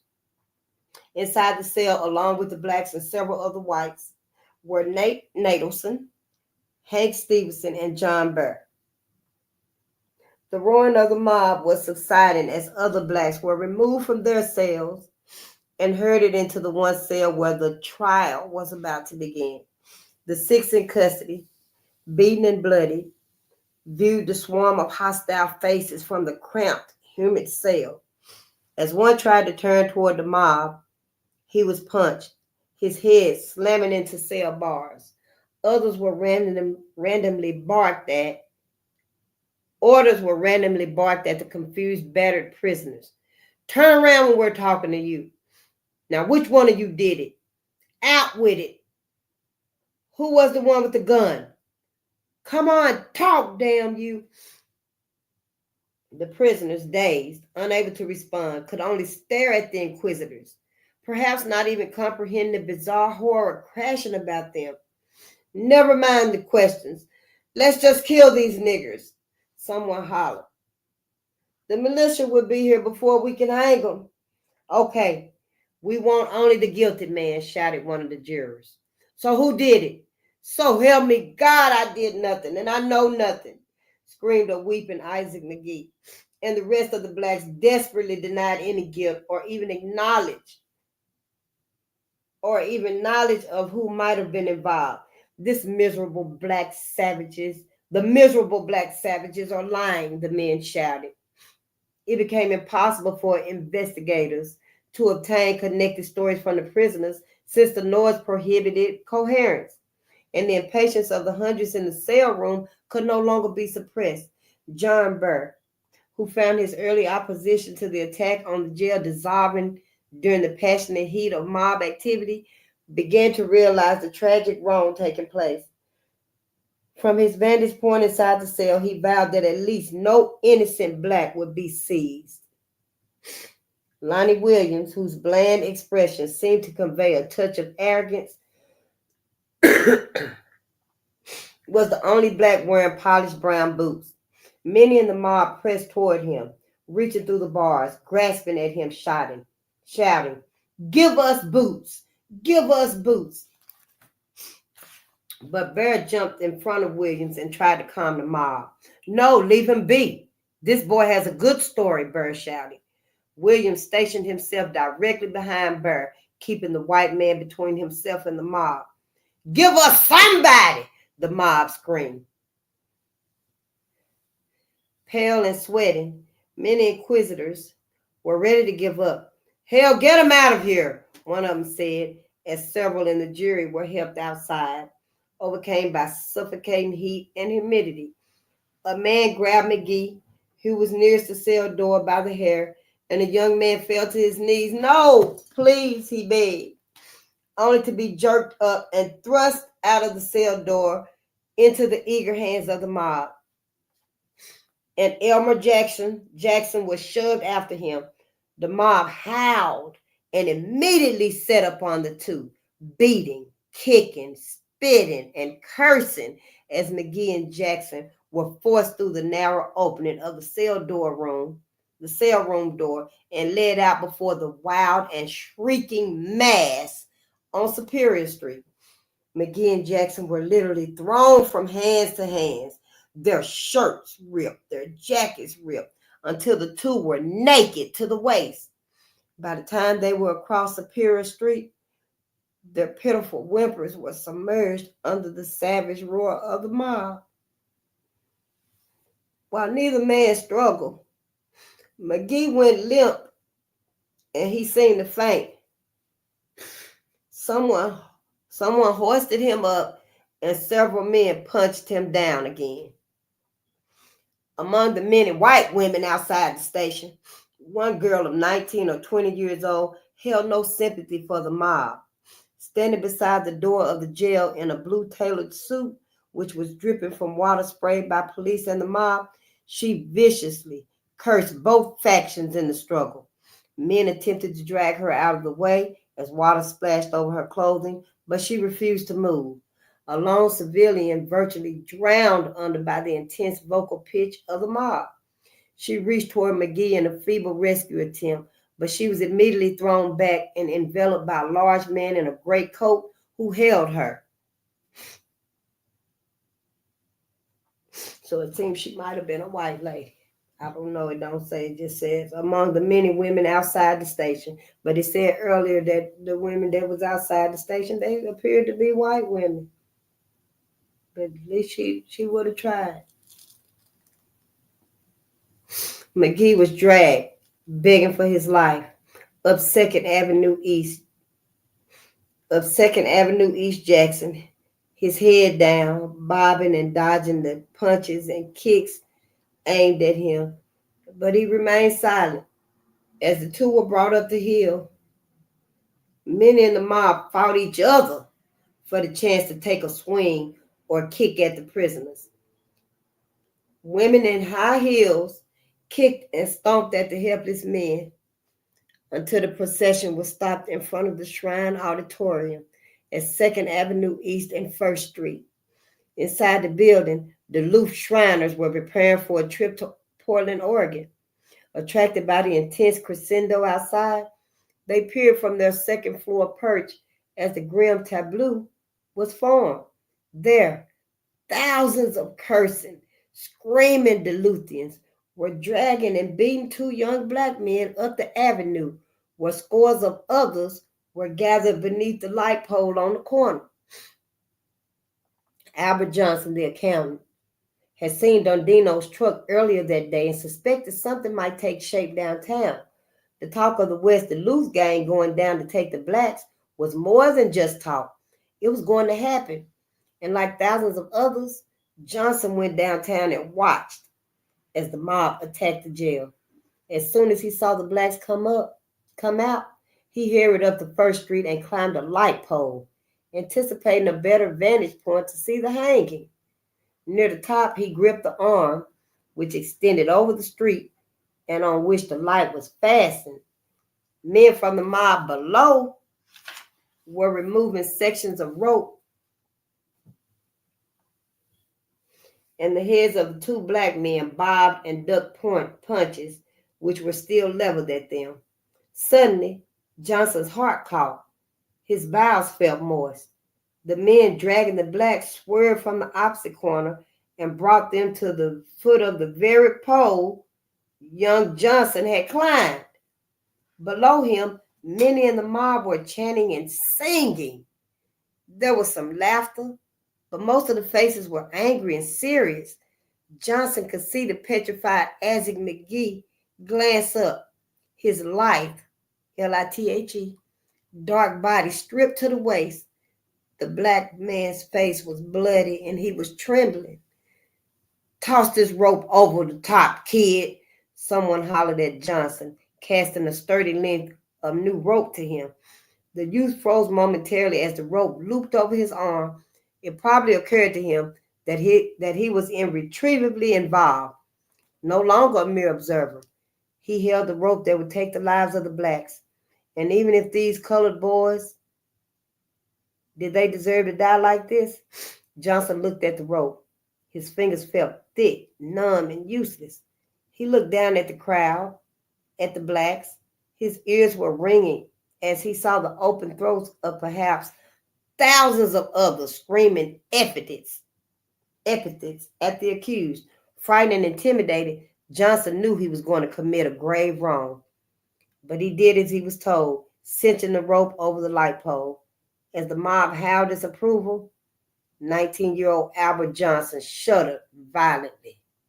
We got to stop there. We got to stop right there.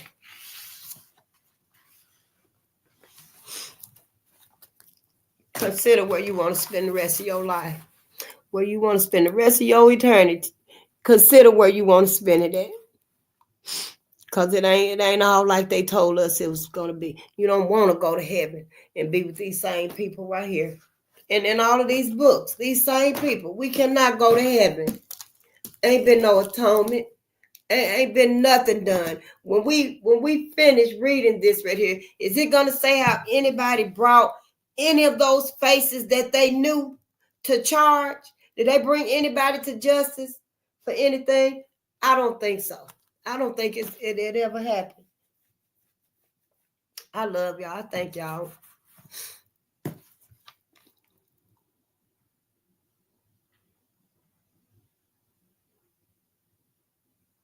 Yeah, I'll see you tomorrow, Hank. Good night. Good night. It's 3:00. We watched us a good video with Dr. Claude Anderson, and we read a little bit. Grandizer. Yeah. I don't know. I love you too, D. Dreddy. I don't know what you're trying to say, Grandizer. I mean, I ain't going nowhere. I'll be back tomorrow. Yeah, I'll be back tomorrow. I'm in this now. I am. If you ain't, then you get your ass out of here. Good night, y'all.